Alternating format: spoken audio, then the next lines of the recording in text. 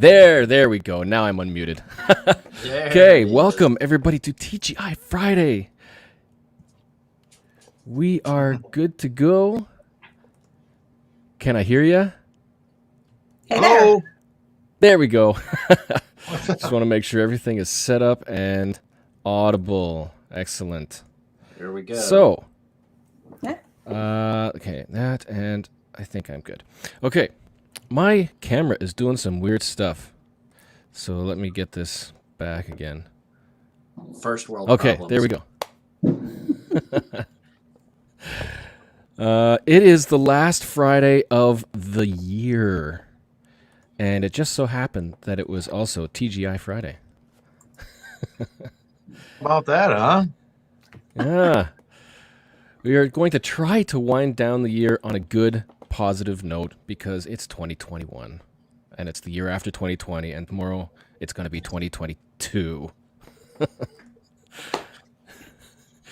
We even have the countdown on a separate little stream here so we can watch for. They've got their celebration going on in Times Square. Oh, neat.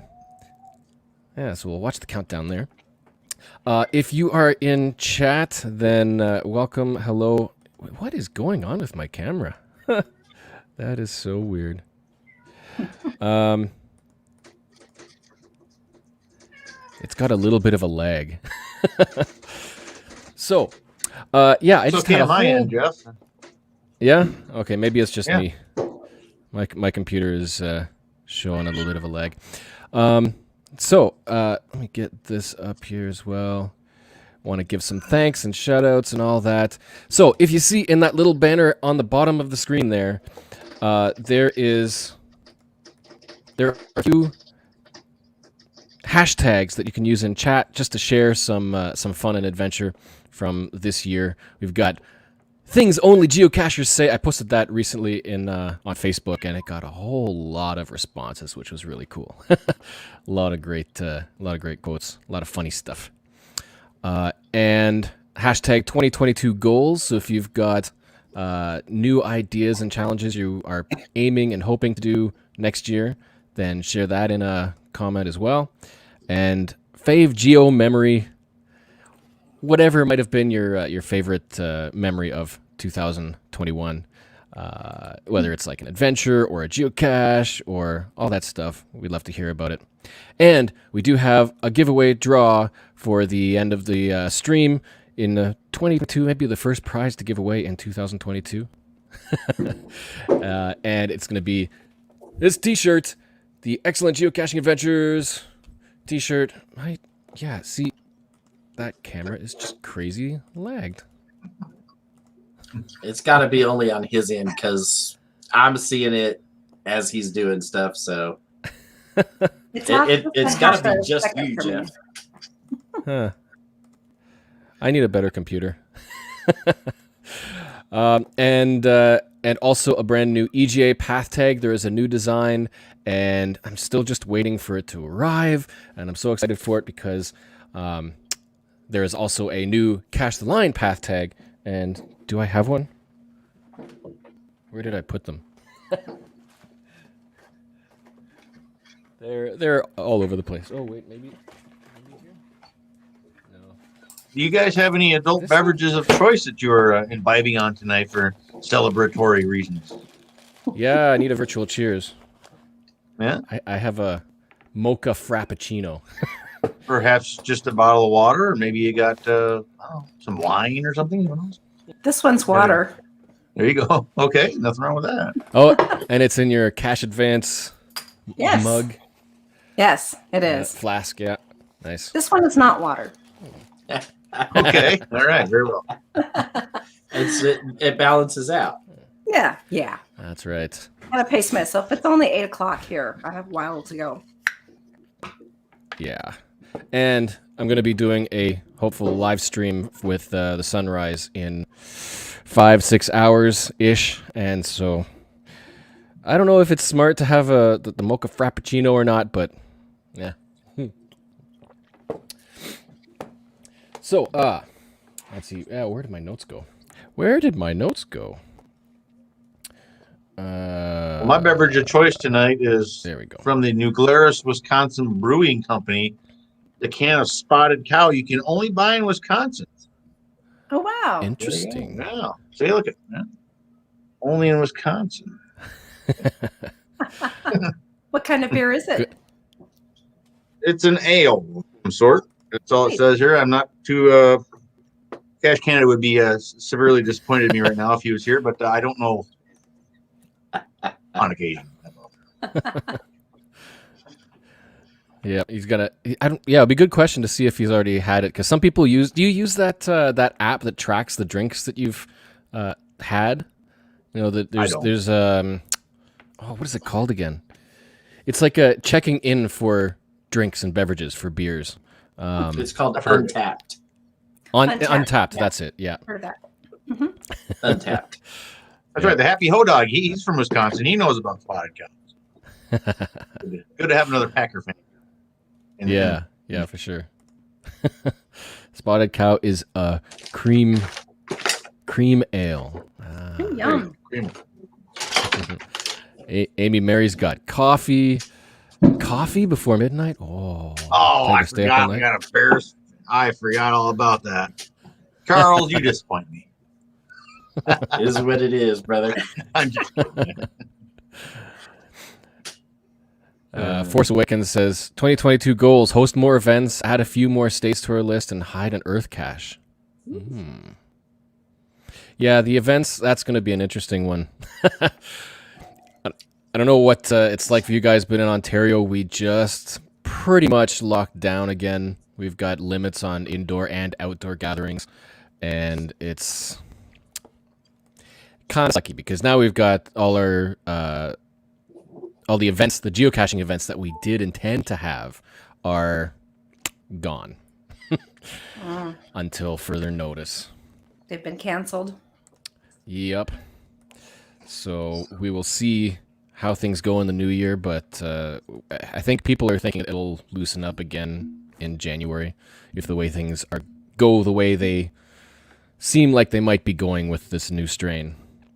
So if it opens up again, yay! All right. Yeah, we have our fingers crossed for Woodstock too in August. Oh yeah, yeah, and they had the flooding as well, and Mhm. yeah, they had a heck of a time out there. Okay, well, I suggested that each of you come with something, a best of memory for 2021. So let's go around the room and see what you got. What kind of adventures you've been on, or just a memorable geocache, or a favorite video as well. Anybody's video. Start Let's with. go first. Go first, or We'll go clockwise. I'll go first. Okay. I'll go first. Okay, Jason, go first. Okay. I have a little bit of notes, not much. Okay, so I don't know. Geocachers, we like to count finds, of course, and that's going to be my top thing for this year. Today, I went out and found another 9 or 10 of them or something, and I ended the year just short of 1,900 finds. So that's a personal best for me. I beat my old personal best by almost 300. So yeah, I've been going kind of crazy, I guess. Yeah. So that's the most I've ever had. Yeah, awesome. 2 of those days, I had at least 2 days I can think of right off the top of my head where I had more than 200 finds, and so that really helped. Yeah. I hit the 1,000 subscriber mark this year. It was back in May, right at the end of Mingo Madness. So that was a big milestone for my channel. That's good. That was good feeling. Attended 3 megas, and another highlight was finally getting to Gilby and finding the geocaches there. So Right. happy about all those. Yeah, awesome. Yeah, and Gilby, the Disneyland of geocaching. Did you find any that Joshua didn't vlog? Yes, there was. I think Chad had put out 5 or 6, or maybe somewhere around there, new caches just for the event, the Gilby Gone Wild event they were having at the end of September. So nobody had really found those yet. So yeah, and there'll be some videos coming up here in the next month or two of the new video, the new caches that were put out. Nice. Awesome. Who's next? I'll go. So I didn't quite get near as many caches as Jason. Hit the 567 for the year, which is better than last year, but by far not one of my best years. So 3 mega events, a whole host of community celebration events. I got to host 2 of them last year, so had one adopted over to me, and got to host 2 of them. So those were a lot of fun. So looking forward to some more mega events. There's a mega down here where I moved in Arizona, right around the corner in February, and then Texas Challenge in March. There's some goofy event we're doing in Tennessee this summer. And then hoping that things up in the Pacific Northwest stay on track. Yeah. I've been to one of the Tri-City mega events where I got to meet Lisa. I'm hoping to make it up to one of those again, assuming it's on schedule for this summer. And then June. Yeah. And then the big shindig that's in Seattle, and then right just north of the border. I've got 0 caches in Canada. So I, as many times as I've been that close to Canada and whatnot. And it's funny because when I completed the Montana County Challenge, of course, we're bumping right along the northern border the whole way across Montana. And my wife's like, hey, why don't we just bump right up? And I'm like, that's 30 miles out of the way. I should have gone 30 miles out of the way. But I've got geocaches in 18 different countries. This year we're trying to find some new ones to go to. With world traveling starting to open back up in some places and close down in others, it makes traveling, kind of iffy and whatnot. Definitely takes a lot of pre-planning. So trying to add to our country totals and get to, hopefully above 20 countries this next year in 2022. So an additional 2, Canada being one of those. And we'll see what happens for the other one. So a lot of countries. Yeah. Some of it's a little cheating. I say cheating. Both Groundspeak and things like Project GC count places like the U.S. Virgin Islands as a separate country. So the U.S. territories all count as. So I've been to St. Thomas when we went scuba diving. I've been to Puerto Rico, and both of those count as separate countries. Even if they're not. So, and I've got caches both in St. Martin and St. Martin, which are the same island, but the island split down the middle. Half of it's owned by France and the other half is owned by Spain, I believe. So that counts as 2 different countries on the same island. So it works out to our advantage. We do a lot of traveling through the Caribbean. I've been to every country in Central America except for 2, El Salvador and one other. But Panama, Guatemala, Honduras, whatnot. Been caching in Colombia and South America. So that was kind of a neat thing to get to do. So, hoping to add to that list a little bit, whatnot, as traveling worldwide starts to open back up. Yeah, that's kind of the tough part, is that whole travel. See, I'm kind of jealous of you guys in the States, because you might have different limitations from state to state, but you can cross borders. But the country border, you can't do that so much. Ontario is huge, so any kind of traveling takes forever. But I'm still thankful that Ontario has a variety of places to go and experiences and stuff.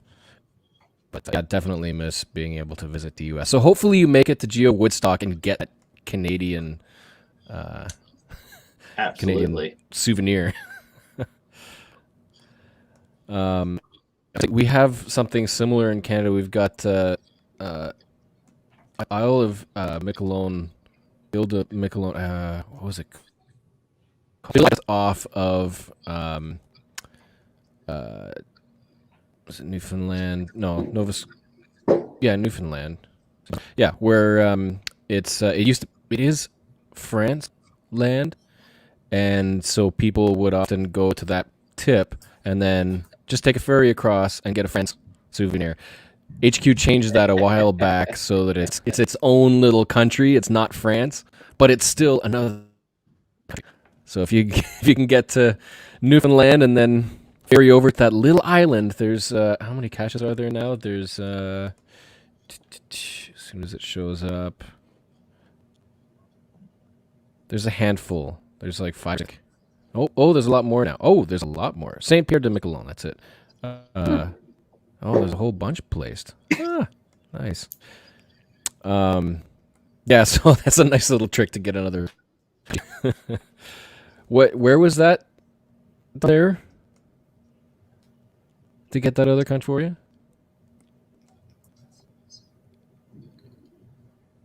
What's that, Geoff? What's You're that? kind of breaking up a little Where bit. was the? My audio must be doing some weird stuff now too. I need a faster computer. Where was the country? You're talking about St. Martin and St. Martin. Yeah, St. Martin and St. Martin. Yeah. Where was that? It's an island down in the Caribbean. And it's on the island split pretty much down the middle. The northern half of it is administered by France, and the southern half, I believe, is by Spain. I could be wrong on the two countries, but each one gets you your own, country souvenir for St. Martin and St. Martin. Right. So yeah. Nice. That's awesome. We've got some other good memories coming in. We've got Amy said, night caching alone in the rain, snow mixture on a well-used up mud ATV trail. Let's just say I had fun even though I didn't find the cache and the tub looked like a mud pit. Oh, no. Having fun's Not the main part, right? Yeah, even if you don't find the cache, it's the adventure. Absolutely. Force Awakens said, make a milestone cache a rescue mission. CO was moving out of the country and wanted his cache to live on, so we found it and then took ownership of it. Well, that's awesome. Nice. Good job. Yeah. Let's see that. I've adopted one myself, but yeah, like especially when it's a cache that has high favorites. It's found a lot, all that. It's kind of sad to see it go. Right. So it's nice to adopt those. What else do we have? Oh, Beep said, return to geocaching with a series of finds in Sherwood Forest. Didn't get to see Robin Hood and his merry men, though. The real Sherwood Forest. Yes. Maybe that's a good thing they didn't find Robin Hood. Might have been robbed. That or adopted into his merry gang. Yeah. Well, I'll share some of my memories. Yep. for this last year. I had a milestone, I believe it was 12,000 finds at a virtual at 10,000 feet in Breckenridge. Ooh. And Nice. that was really What's that a in meters? Yeah. I'm not about that. 1/3 of that, I suppose. Yeah, it was great. Breckenridge is right about 10,000 feet. Yeah, I'm sorry, I don't know what that is in meters, but yeah, and my friends that I was traveling with, they're not geocachers, but we were there for a entrepreneur retreat, and they wanted to go on this hike and see this structure. And I'm like, and I know there's a virtual out that way because I'd looked it up on the map, and sure enough, it was at that structure that they wanted to see. So that was pretty cool. It was at the Troll. Yes. That's my wife's virtual. Oh, really? Yeah. Yeah. Oh my goodness. Yeah. Huh. Oh wow. Okay. We took some cool planning to figure out where to put it, but yeah, Isaac Hartstone is a giant 30-foot tall, 10-meter Yes. troll out there in a section, and yep. So that's cool that it was at that cache. That shows you what a small world geocaching can be. No kidding that you Right folks there, own yeah. that. That's amazing. Yeah, I had a great time there. It was a little challenging. I was still recovering from COVID, and being at 10,000 feet wasn't really a smart thing to do, but it was a good workout. And that's 3,050 meters for you metric folks. Okay. Thank you. And then The rest of the world. Yeah. Yeah. Yeah, the rest of the world. Yeah, just us Americans that are still in the old system. Mm. Then we attended CoinFest in Kansas City and completed their coin challenge, which was amazing. It was a lot of fun. We got to visit a lot of different barbecue places. And I'm actually allergic to tomatoes, but there's a lot of dry rubs that I can do. I just don't do the sauce. And we've tasted some really good stuff. And it was fun to earn our coin back because we minted and did that coin for their event. And then it's always fun to actually go and earn it. So just like the Tri-Cities coin events too. So those are my two big adventures that just spring to mind for me for 2021. Awesome. Yeah, I think it's great that we've got that. I mean, it's been an interesting year, but I think as long as something stands out that we can look back and be like, yeah, that's 2021. Yeah. I was really excited about the Perseverance touchdown, that event. That was really cool to be able to see geocaching on the rover on Mars. And then we hosted the live event, which was taking off. So many people came by. We had some people from HQ, and so Brian was there, and we're just watching the landing live. That was really cool. That was a big. I forgot that was this big year. event. Yeah, I know it seems so long ago. But yeah, that was 2021. That was this year, wasn't it? Yeah. And then there was also Worldwide Cache Con, the online virtual event, Virtual Mega. And I think that was a first as well. Geocache Talk Network. We managed to have hours of interviews and content and all that, and that was really cool. That was I don't know how many people watched that, but lots of great topics. And okay, what else do we have here? Yeah, we were happy to sponsor part of that too. Right. Yep, that's true. Amy has also said to place another cache that will get a lot of favorite points, like my most recent cache. Ooh. Yeah. See, that's a good goal, I think. Because I think a lot of the times we just kind of go out there, we place caches and for people to find, but if they're just found by a lot of people and it's kind of a casual cache, they don't get favorite points. And so I think focusing our mind on doing something like putting a little more into a cache, being a little more creative. Container placement, theme, something like that to don't think about it as points, like I'm earning favorite points, but if you can make something that gets favorite points, it means that you're making people think about that. You know that you're providing great experiences, and people are consciously thinking that was great. I'm gonna add a favorite point, and it's like, yeah, that raises the bar a little bit, I think. Mm-hmm.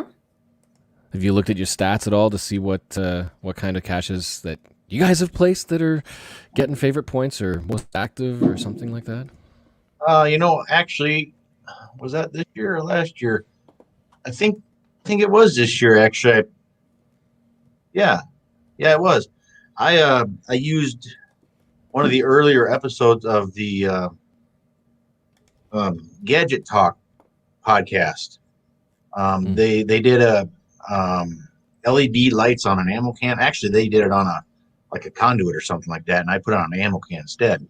So I ordered the lights off Amazon. I made my own. I actually made a video about it.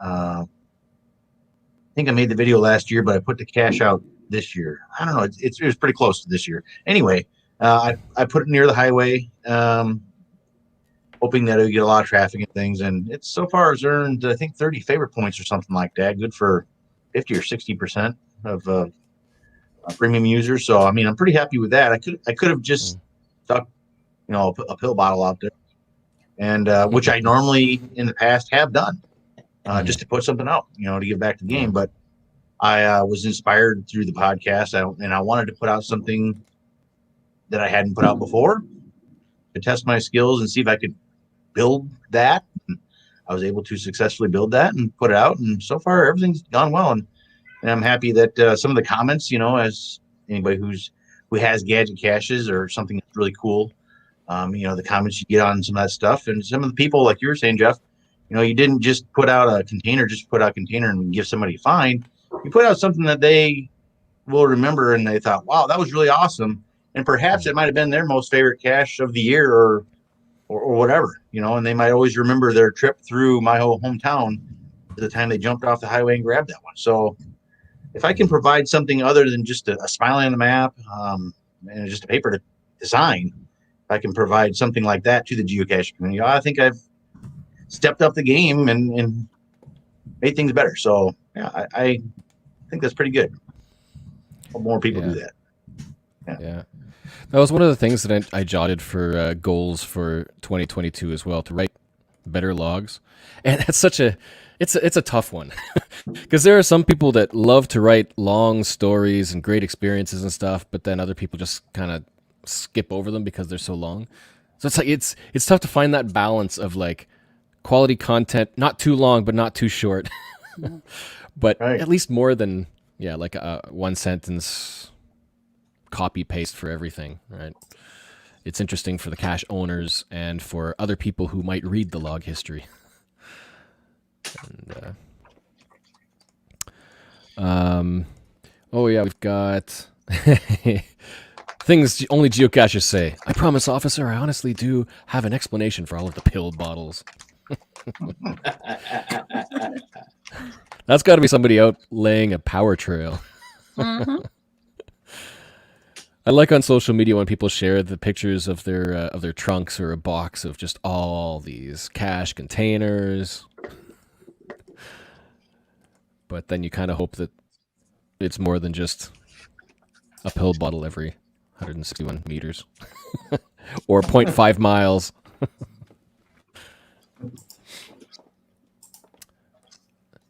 Another favorite geocaching memory: find a cache in Inverness, Florida with Hailmeister's name on it. I was there last fall.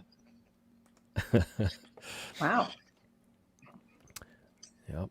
And what do we got? Another one.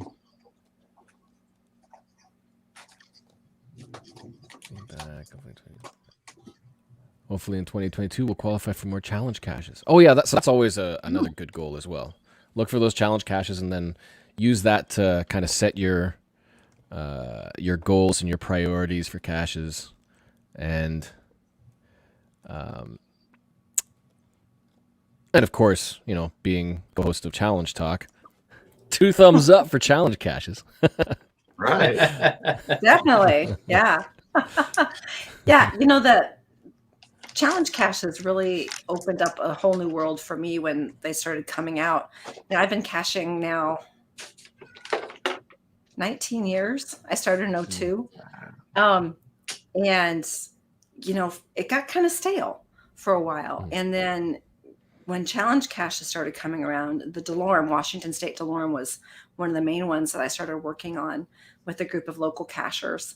And it's just like, wow, it gives you all these goals, and, not just going to find a cache, but you're going, to find the cache that then leads to additional goals. And a lot of fun, the adventures that I've had working towards, challenge caches, coin challenges, all of those. Yeah, I'm looking forward to doing more. Yeah. Mm-hmm. And that's like one of the best things I like about challenge caches. Like you said, it's like it opens the doors. Like not only does it round out your experiences, but it allows you to find other caches. Qualify for a challenge, and then now you can log that challenge cache. You can go and sign it as found. And especially if it's like a challenge for completing one fizzy. Who knows how many challenge caches are out there to complete one fizzy? Do it once, now you can log them all. Yep. Yeah, I own a Jasmer challenge, and and now I look for them elsewhere. Of course, it's been a while. I need to go back and look at my calendar. The longer you wait, more caches to find. Yeah. NK has said favorite geocaching memory: a 5,000-kilometer road trip around Northern Ontario with a fantastic group of cachers. Nice. 5,000 kilometers. Oh, see, that's the kind of thing you can do in Ontario. Yeah. Literally, Texas, like you drive all day and still be in Texas. Same thing for Ontario. Huh? Yeah. And because if you go to Northern Ontario, if you look at it on a map, it's got that huge bulbous upper area. There's no civilization almost up there. It's all forest and backcountry and conservation areas and stuff. And if you can find the logging roads, there are some old caches. I haven't looked at the stats recently, but there are some caches that were placed like 10, 15 or more years ago that have not been found yet. Like some people have tried and maybe have failed, but who knows if they're in good condition. But there's still lots of stuff out there to find. It's just really, really a lot of work to get to. But yeah, doing a road trip in Northern Ontario is it's fantastic. Even just driving around the Great Lakes, that's a road trip you shouldn't mind doing. Because if you go, because Michigan and New York, and I think one what's the next one over west? I can't remember. Pennsylvania. They all Pennsylvania. No, that one's I guess a little bit. Well, yeah, in Ohio, a little bit in Pennsylvania. But in those northern areas around the Great Lakes, the roads are, like 1 or 2 lane highways, and they just wind through all of the rocks and the nature, and it's just such a great drive. It'd be great to do just a drive loop around one or two of the lakes, U.S. and Canada. Yeah, that's a great goal, actually. I've only ever been just to Toronto, so it'd be fun to adventure further. What else do we have? Looking through. We got a lot of people coming into chat. Yeah. Darren Archer. Darren Archer. I always try to say the letters of his name. Darren Archer. Good day. Roger's here, part of Team Fart. And Daniel, Happy New Year. We're almost there. We still got 18 minutes left. And Erie, Pennsylvania. So that's about the only place I think in Pennsylvania that's on a Great Lake. 2022 goals. Jaspery, Kelsey. I've completed a very first challenge cache this year. Nice. The North Dakota Alphabet Soup cache in Grand Forks. Now looking at adding more fun and challenge caches to the ND map for 2022. Excellent. Yeah. And did you hear the sad news today? Yes. Yes, Yeah. yes, we did. The, I the thought, Golden Girls have all Pretty right. reunited. Yeah. Yeah. That's a sad way to round out the year. I thought that she would get to 100, and I thought she would be mad because, you know, at 100 you can't play with Legos anymore because on the box it says it's good from ages 8 to 99. So naturally, you know, 100-year-olds can't play with them. So, but she never got. Yeah. Sad Yeah. day. She was a but fighter. She was a fighter. Absolutely. Should we be worried that Betty said 2022? I'm good. I'll pass. Right. Yeah. Careful what you say. Careful what you wish for. Yeah, no. Yeah. Right. But she will be missed. A phenomenal person and an amazing actress. And yeah. And she was always nice to see on talk shows because even at her age, she had energy and humor, entertaining. Yeah, she'll be missed. But on another note, Reach the Peak starts again on January 3rd. We're going to Aconcagua. Have you heard of that mountain? Aconcagua? No, I think they said it's in Argentina, didn't they? Or am I wrong on that? Yeah, it's the tallest one in the Andes. I think so. Well, it's starting up January 3rd. Has everybody completed all of the mountains so far? Today. Ah, wow. Nice. Yes. Yeah. I got a couple. Just in time. Today. Gotten I all can't the remember mountains so far, but the next two are going to be tough, especially in January and February are my historically lowest caching months because of the weather and everything. Right. Yeah. We have to plan it out here. To the rescue. Yeah. Yeah, exactly. Winter vlogs, Yeah. winter Yeah. videos. Come on. Yeah. Yep. It's going to be LPCs for sure. You remember when Neil challenged the Canadian vloggers to go out in t-shirt and shorts and do a video in the snow with the caching? Yep. Yep. We should challenge you guys to find someplace cold and do something like that. Maybe they were talking about snow in Phoenix potentially tomorrow or, through the weekend. So believe it or not, the desert does freeze. It does get cold down here. And, the people popping fireworks out front are like bundled down in their heavy down jackets. And I kind of giggle. I was like, it was only 40 degrees today and, raining, but yeah, for people down here who are used to the extreme heat, man,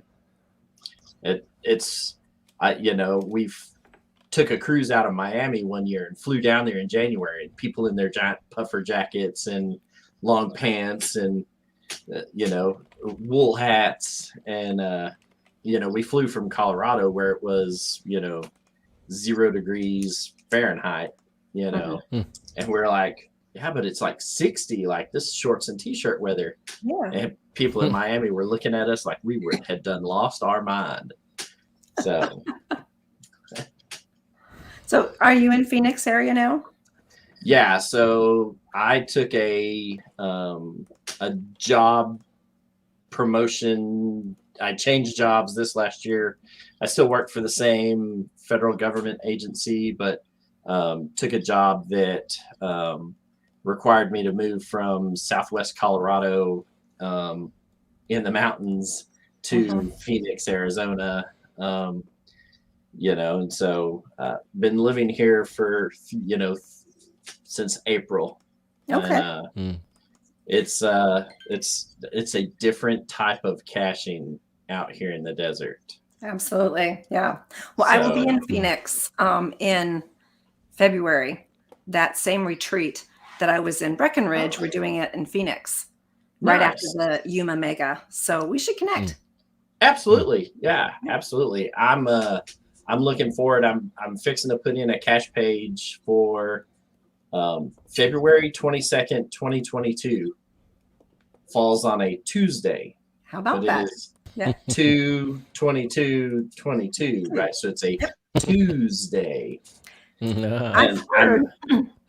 I've heard there may be a souvenir that day.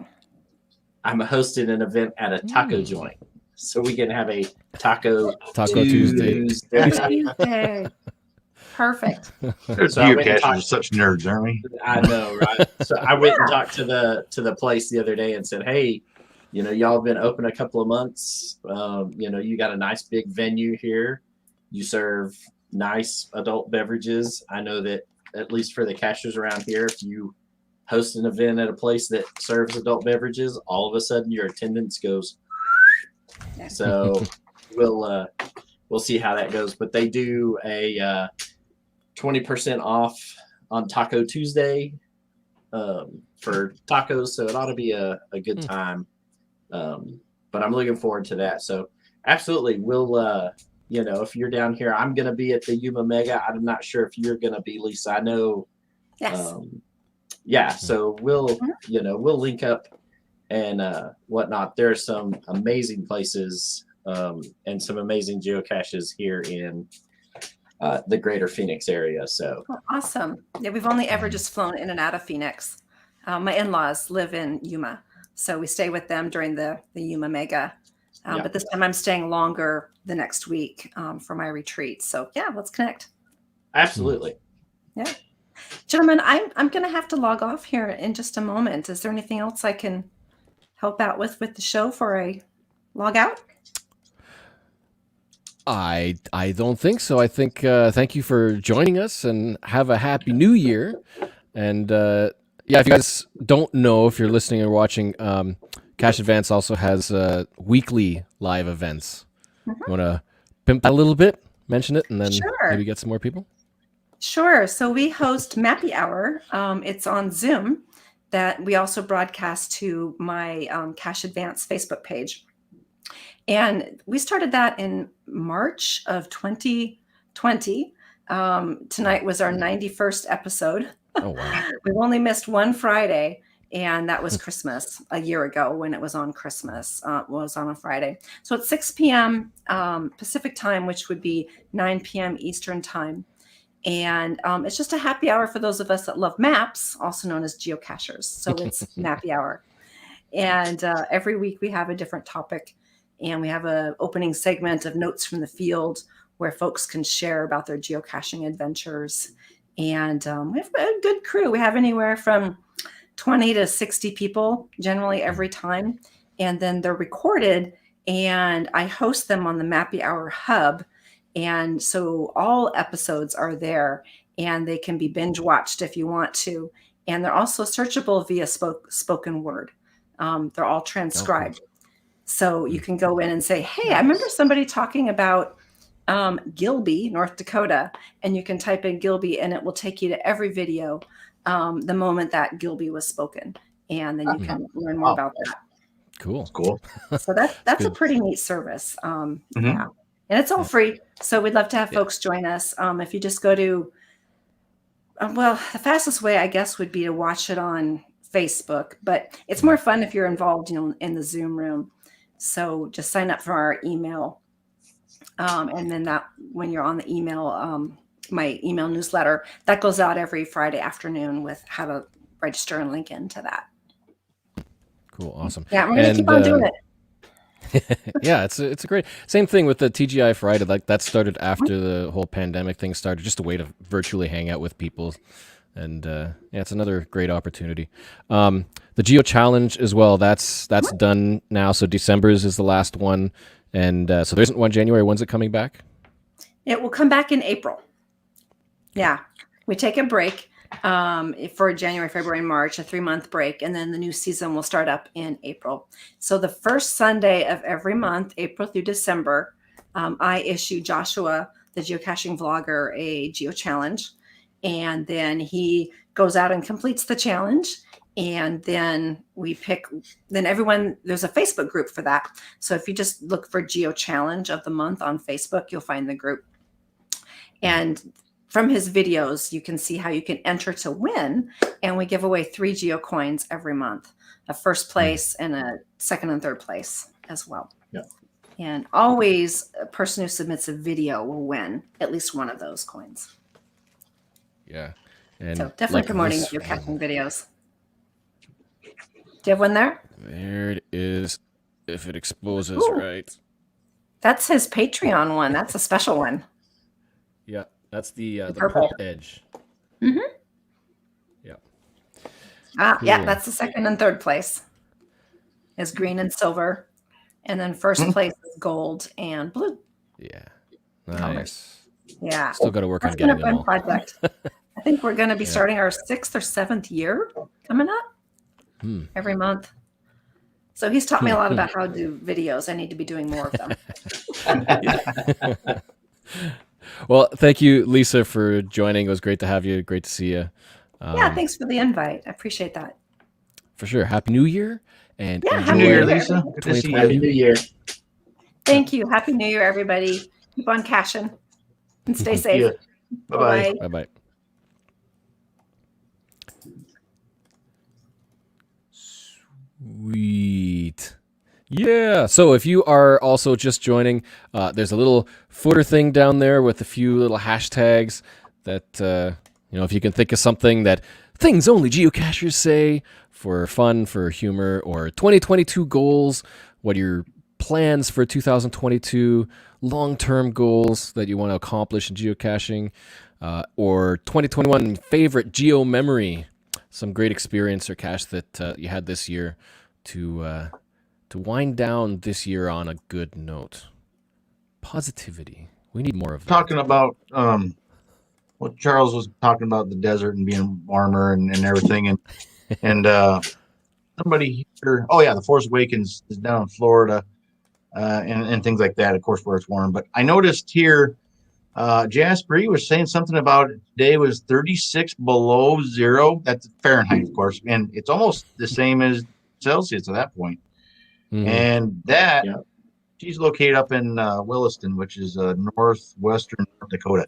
It has been absolutely brutally cold there, from what I can tell from her posts on Instagram and Facebook. And holy cow, it makes my 30 degrees here seem, pretty warm. That's crazy. That's crazy cold. That's wow.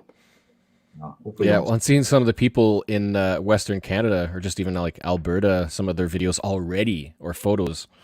They're bundled up and in the fur and snow a foot or two high. It's like, it's coming. Yeah. Well, the area that I moved from in Colorado, when I moved down here to Phoenix, they've gotten 70 inches of snow in the last 7 days. So, it's 10 inches a day for the last 7 days is what they're averaging. It's Well, if you saw in the Geovlogmas, I had snow come through our area and then it melted. I think it came through like twice over those 12 days, and then it was gone. It just comes and goes right now. We just got our first snow of the year, which is really, really late. We got it a couple of days ago. 2 or 3 inches is all we got, and so a lot of it is melted now. It's still a lot of it's still there, but tonight, no, not tonight. Tomorrow afternoon, we're supposed to get between 6 to 10 inches more. So it's finally starting to be winter here, I guess, if you're a winter fan or you like the snowmobile or ski or whatever. But man, I could do without the 36 below, that's for sure. Yeah, snow without the cold, that'd be great. Oh, geez. Well, and one of the things that I tell new caches as well, especially for our area where we have that wide range of good summer and good winter, is like every season has its own geocaching strategy. Like there's a benefit to every season.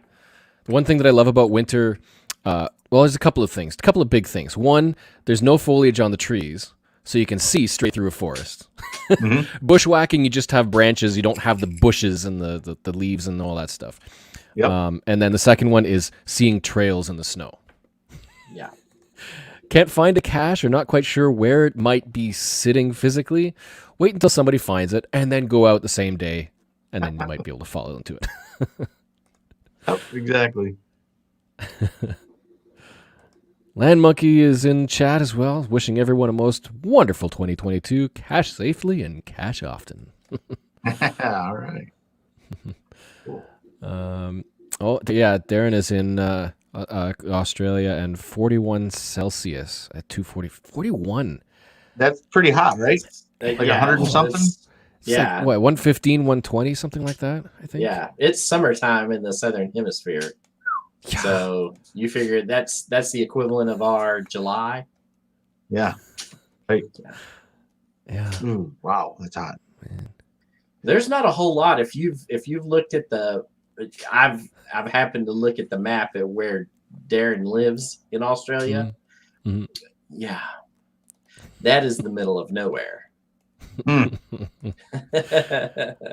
Well, you look at Nevada as well. It seems like the middle of nowhere, but all you need is one or two people to go out and place some power trail caches in the middle of the desert.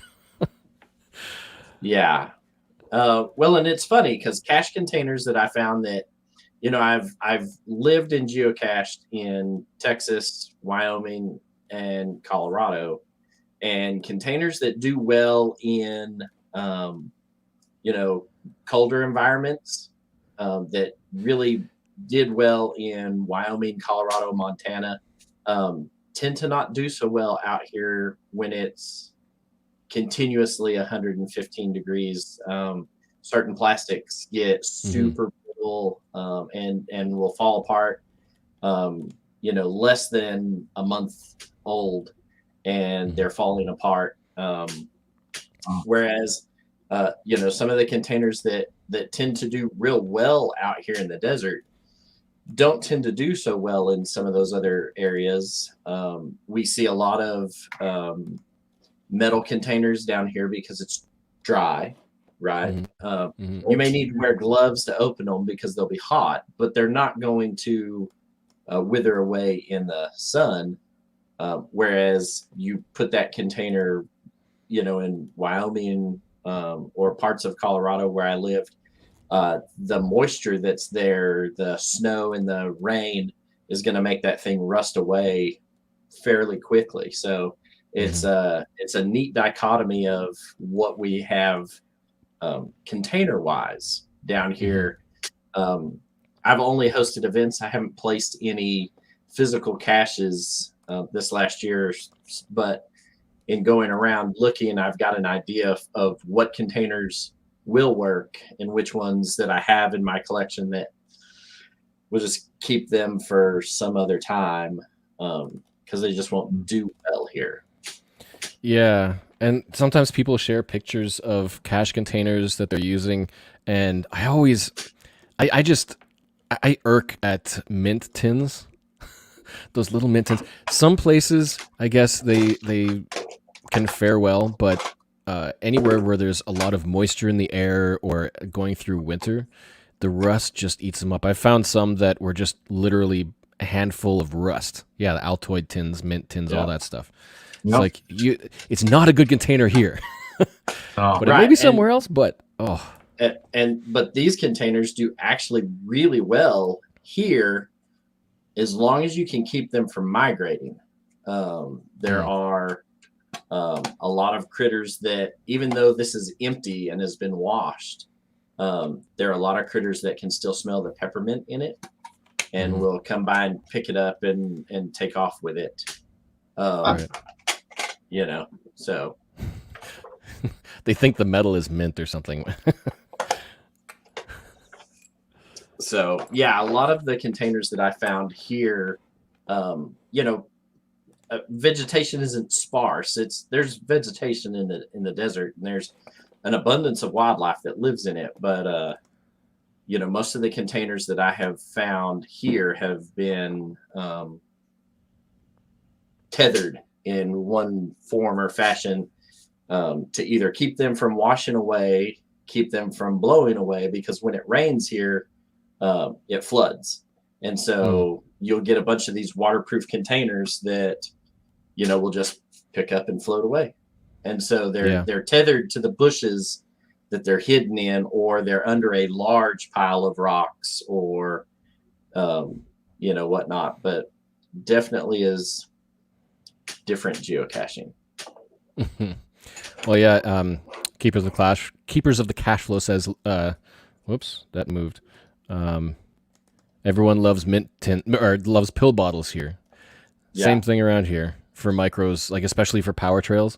They're small, and there is actually kind of a trend that some cache owners do around here where they take a larger bottle and then put a smaller bottle inside.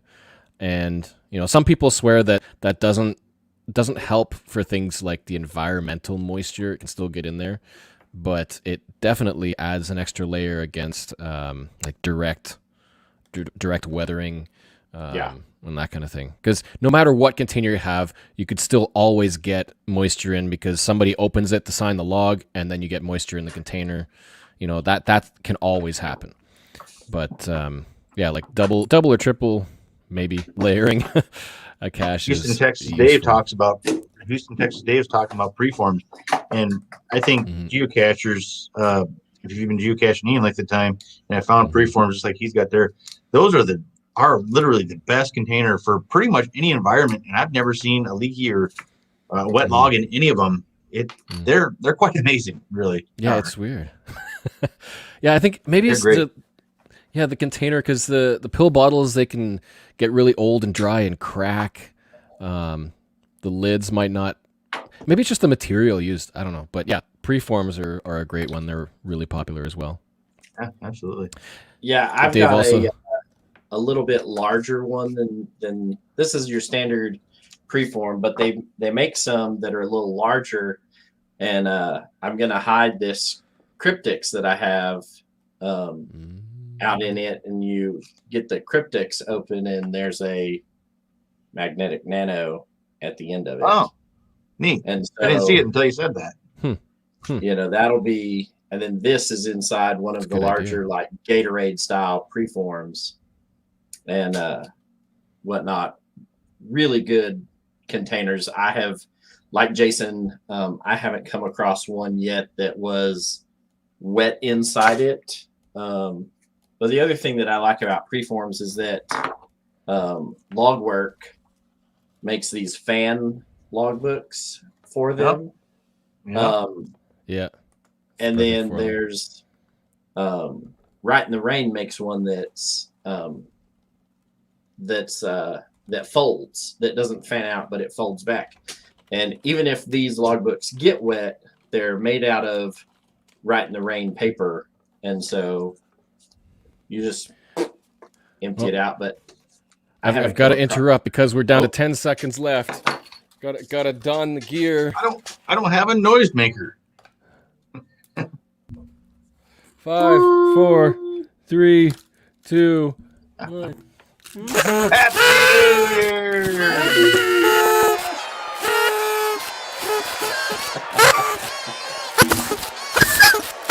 These things are so cheap, dollar store. They sound great. Well, the background New sound Year, is... Happy New Year. Happy New Year, East Coast, Eastern. Bye. Cheers to 2022. Oh, we got kissers on this one. Cheers. Cheers. Cows. Oh, everybody loves cows, yeah. These came out of nowhere. Man, I'm kind of glad I found these. Yeah. That was good. I like that. Well, now, yeah, gotta wear these for the rest of the time. Yeah. Happy New Year, everyone. Have either one of you been down to Times Square in New York City? For New Year, no. But in general, yes. Okay. I have never been to New York. Really? Okay. I'm kind of surprised. I thought you would have been. I've been to, I don't know, what is it? 36, 37. I've been to, the closest I've been to New York State would be, what would that be? Well, I've been to Pennsylvania. So, but on the southern end of Pennsylvania. Okay. So I've been to 38 of the 51 U.S. regions, if you're including the District of Columbia. I've been to D.C., but Pennsylvania, is as far that way. New Jersey, New York, everything north of that, I still need to get to.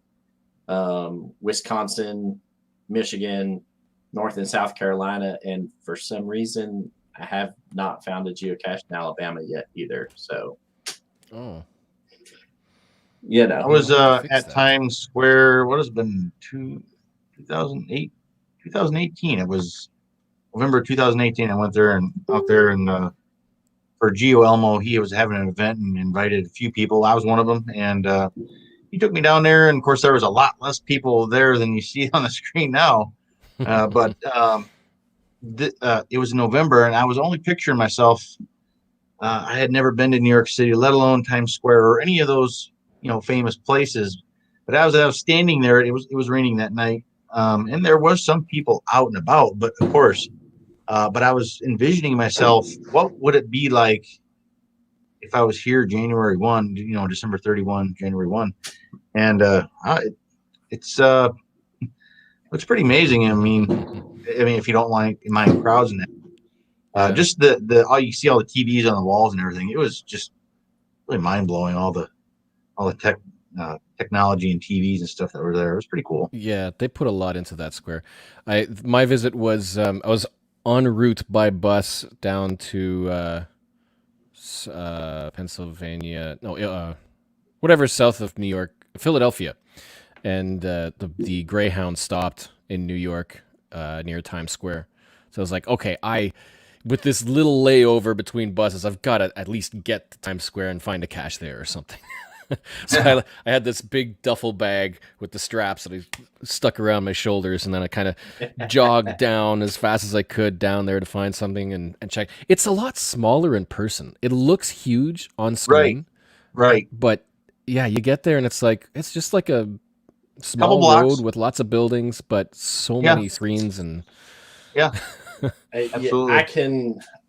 I have yet to get there, but I have done Mardi Gras in New Orleans down on in the French Quarter, and you get down there and you're like, "There's no way they packed this many people in here," but they do. It's Mm-hmm. Yep, and then they do all the concerts and they get that set up. It's just so crowded. I think they know that it's suited for video live events and streaming the videos, TV events and stuff like that. Yeah, There's always something going on in New York City, that's for sure. Oh yeah. One other thing that I liked about 2021, Snag the Tags really helped add a lot to the geocaching activity. There were some good themes. They're getting creative. Yeah. You got both Burns and what's the frozen one?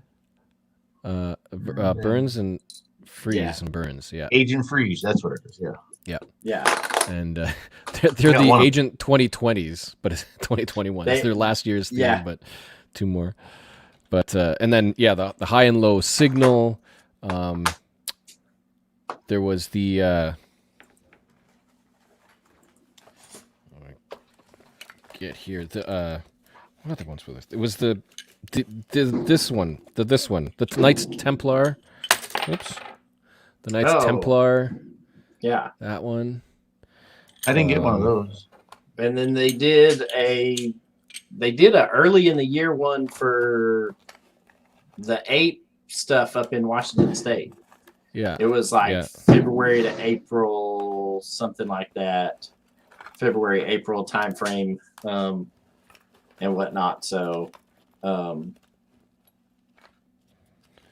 it's worth, if you are not already following Snag the Tag, you should. It's I mean, you get Geo coins like there you go. Yeah, and it's like if you like the FTF game, this one's for you. Absolutely, yeah. But I want to give a shout out to Sim Rebel as well, because a lot of people do some 3D printing, and around here he's kind of taken up that for the Snag the Tags, and he puts the tags in commonly used 3D printed does it? It's not showing. It's just way too bright. So he uses the designs that other people use and actually put the tags into 3D printed containers, which adds to the theme. It's creative, and I think that's one of the things that I like about Snag the Tag is when people hide them in some relevant thematic way. You know, it's like finding a location that's relevant to the game, or putting the tag into a container or something that's, you know, around the theme, or writing us. I've thought about doing that too, but it's a lot of work. And yeah, when it's one person that finds it and then it's done, it's not like multiple people can have that experience. It's not like a geocache where you get super creative, you put it out, loads of people find it, and they all can share the experience. It's like if you do that with Snag the Tag, one person gets it and then it's done. So it's kind of understandable, but at the same time, it's more fun to just like, you know, put a little extra work into the placement for more fun. Yeah, the ones that I found this year for Agent Burns and Freeze, the person put them in, you know, they come in a pretty good quality plastic bag, but he puts the rare earth magnets, the neodymium magnets, and they hid them, you know, up above, you know, inside some metal shelters somewhere, and had them hidden in places, you know, most historically when I have found some of these in the past, they were hidden at ground level or, you know, thereabouts. And he kind of took it to the other end of that, and really well hidden, but, you know, not in a themed container. I like the themed containers, and you know, SimRebel, he goes above and beyond when he decides to do some of this stuff. So, you know, yep. What's wrong with that? It's absolutely nothing. Oh, I forgot to put this up. There it is. Nice. Oh well. Yeah, so now, I was going to mention that with 3D printing as well when we're talking about containers. 3D printing for containers is good, but at the same time, like the better ones are the ones that are kind of a wrapping for the container. Still use a good container inside 3D printed stuff, because like 3D printing materials, they're not waterproof, they're not weatherproof, environment proof, that kind of thing. They're really just good for camouflage and decoration. Put a container inside them. But they are great for themed hides, especially when you get like 3D printed pine cones, or you get super creative and you can make different colored materials and somehow combine them into something a little more. It's a little more advanced, I think, but it's hard to see through these glasses. I have to keep tilting. I have to leave you guys for here for just a second. I gotta grab my computer charger, so be right back. Okay. So, Charles, you haven't put many videos out on your own channel recently, right? Are you doing that very often? But you know, it's funny. You know, I did a lot of filming this last year, and you know, for whatever reason, when, you know, kind of pandemic world hit, the editing portion of videos kind of went away. I've got one on my YouTube channel that's set to drop here in the next couple of days, and whatnot. But you know, it unfortunately was one of those things that kind of fell to the back burner for me for a little bit. You know, getting back into it, the fun thing about it is that let's see, I've got one that's scheduled to drop on January 1st, so tomorrow evening, 3 p.m. Mountain Time Zone. But I did all the filming, and so I've got all of the video footage. I just hadn't sat down and edited videos and put them together and put them on. But that's changing. I've got one that I put out the beginning of December. It's odd because I uploaded one February of 2021. Which doesn't even show because I did it for an adventure lab.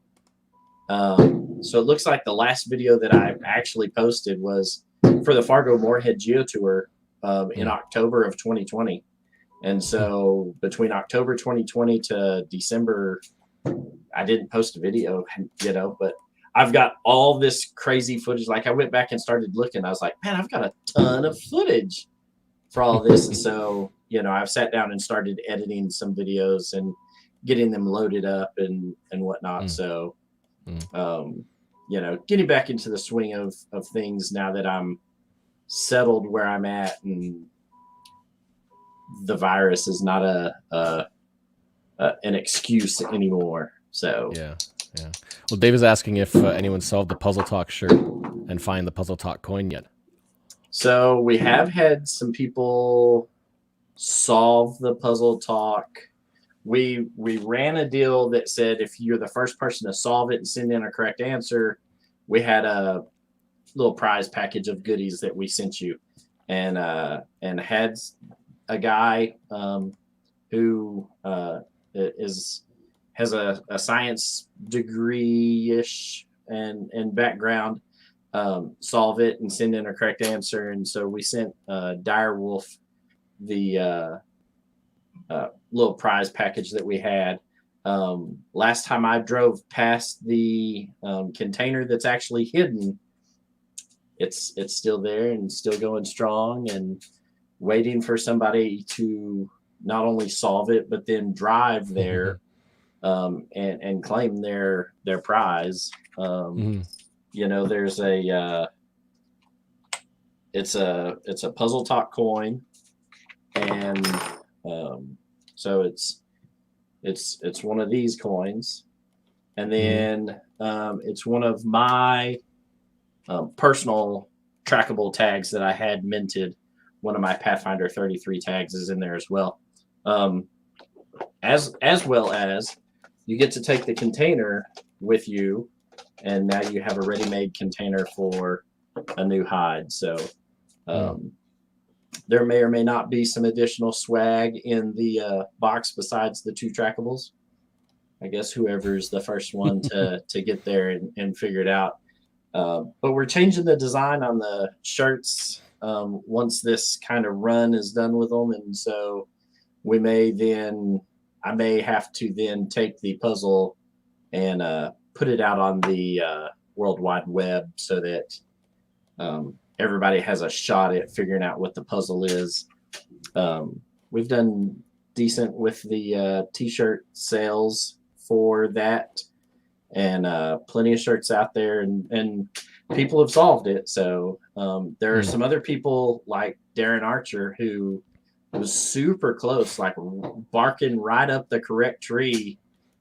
He sent me a couple of emails about it, and he's close.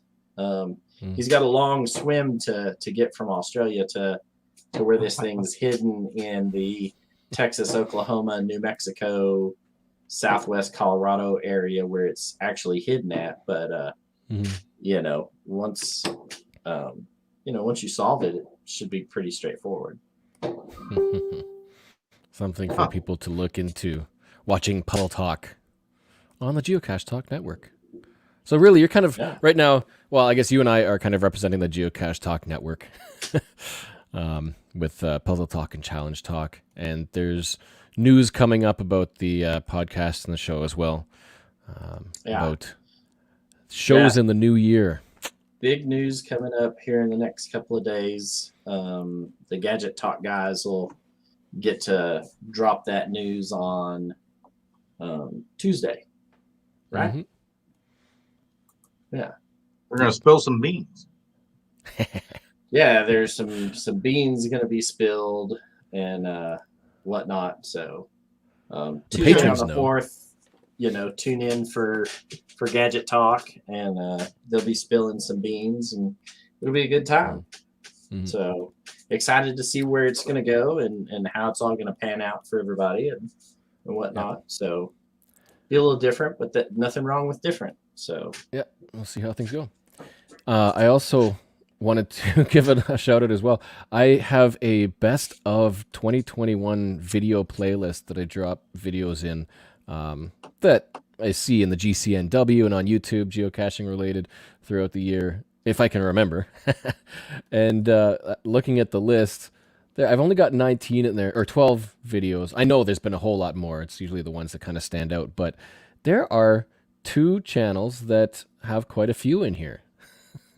So I've kind of got to give some shout outs to both Neil Moore and Geocaching with Hailmeister. Me? Yeah. See, there's one thing that I am a huge fan of, which is kind of spilled over into geocaching as well, and that's storytelling. And, if you've been watching the Geo Vlogmas, that's like kind of dabbling in storytelling there. There's like an underarching narrative and whatnot.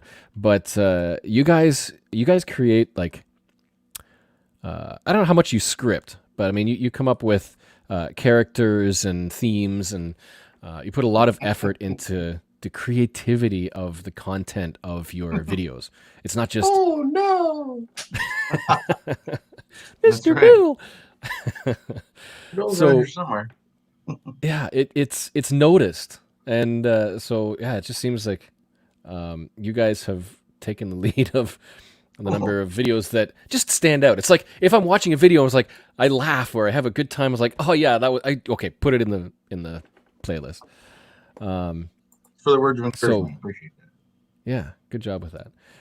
And then I've got here, I can share. Let's do this. Share the tab. Best in 2021. Yeah. So yeah, we've got things like GeoRick videos. They went to the Weta workshop. So we've got Triticum Sepulchretus from Neil. Bob Billy's Pandemic Caching Problems. Why do I want to get rid of that sidebar? More from Richard Garriott. So Richard Garriott is the man who has gone to space and gone to the lowest point of the Earth and placed caches there.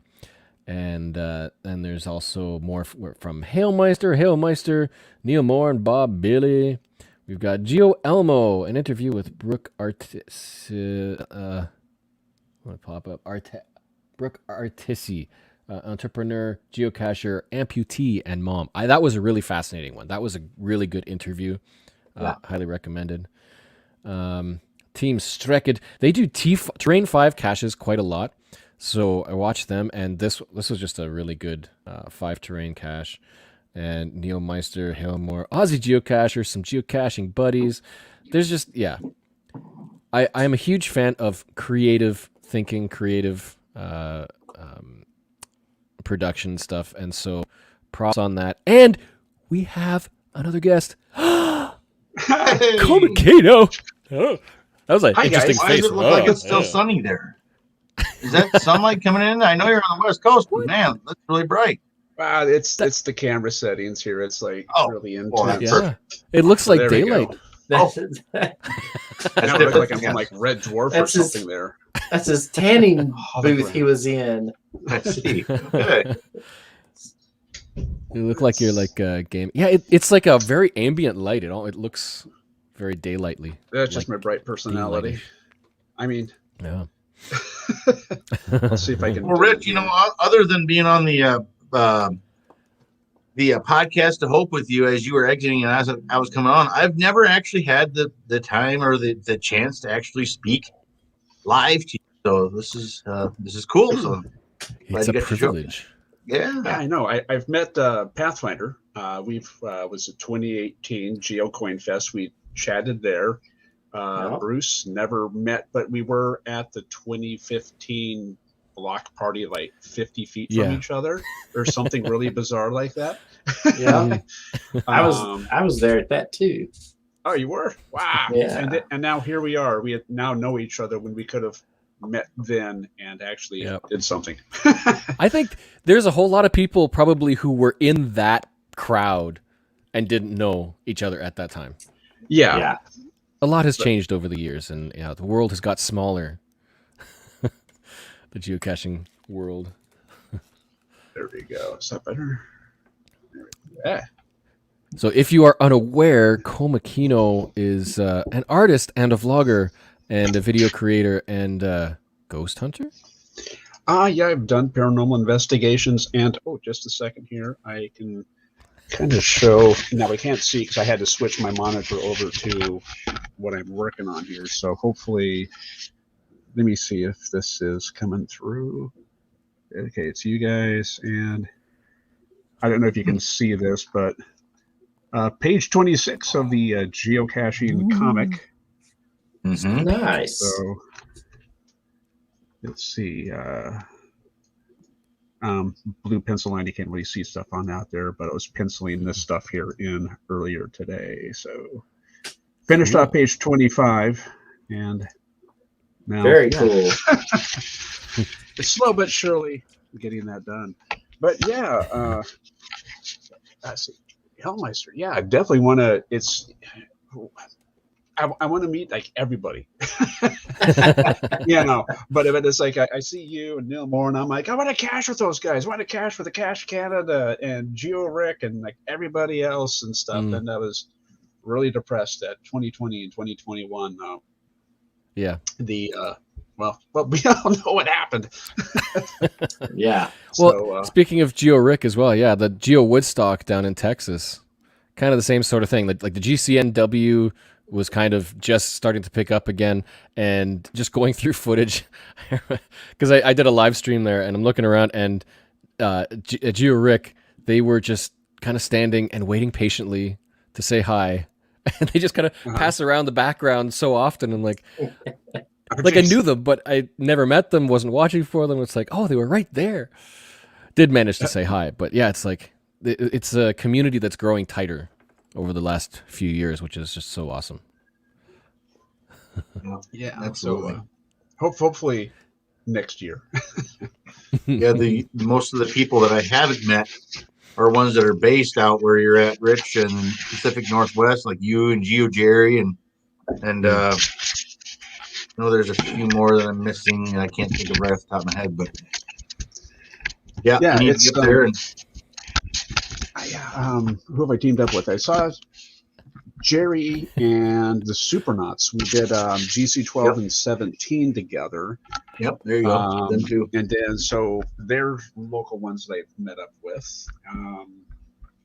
Wow, who else? Jerry was there, Geo Jerry. And then again, Pathfinder there. And that's been about it as far. Oh, and we teamed up with the geocaching vlogger as well too.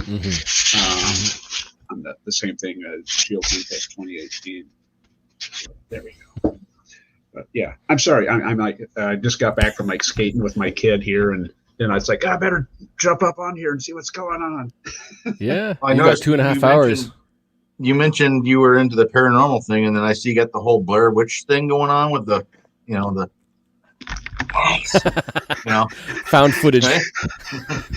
Or whatever she says. I forget what she says there when he got the close up on her face there, but yeah. That was a whole different era of vlogging back then. Oh yeah. If you remember our GIF, we got the ring thing there because we. Did you guys hear that? Geez, like kids were screaming outside. What timing? I know. It's like, yeah, no kidding.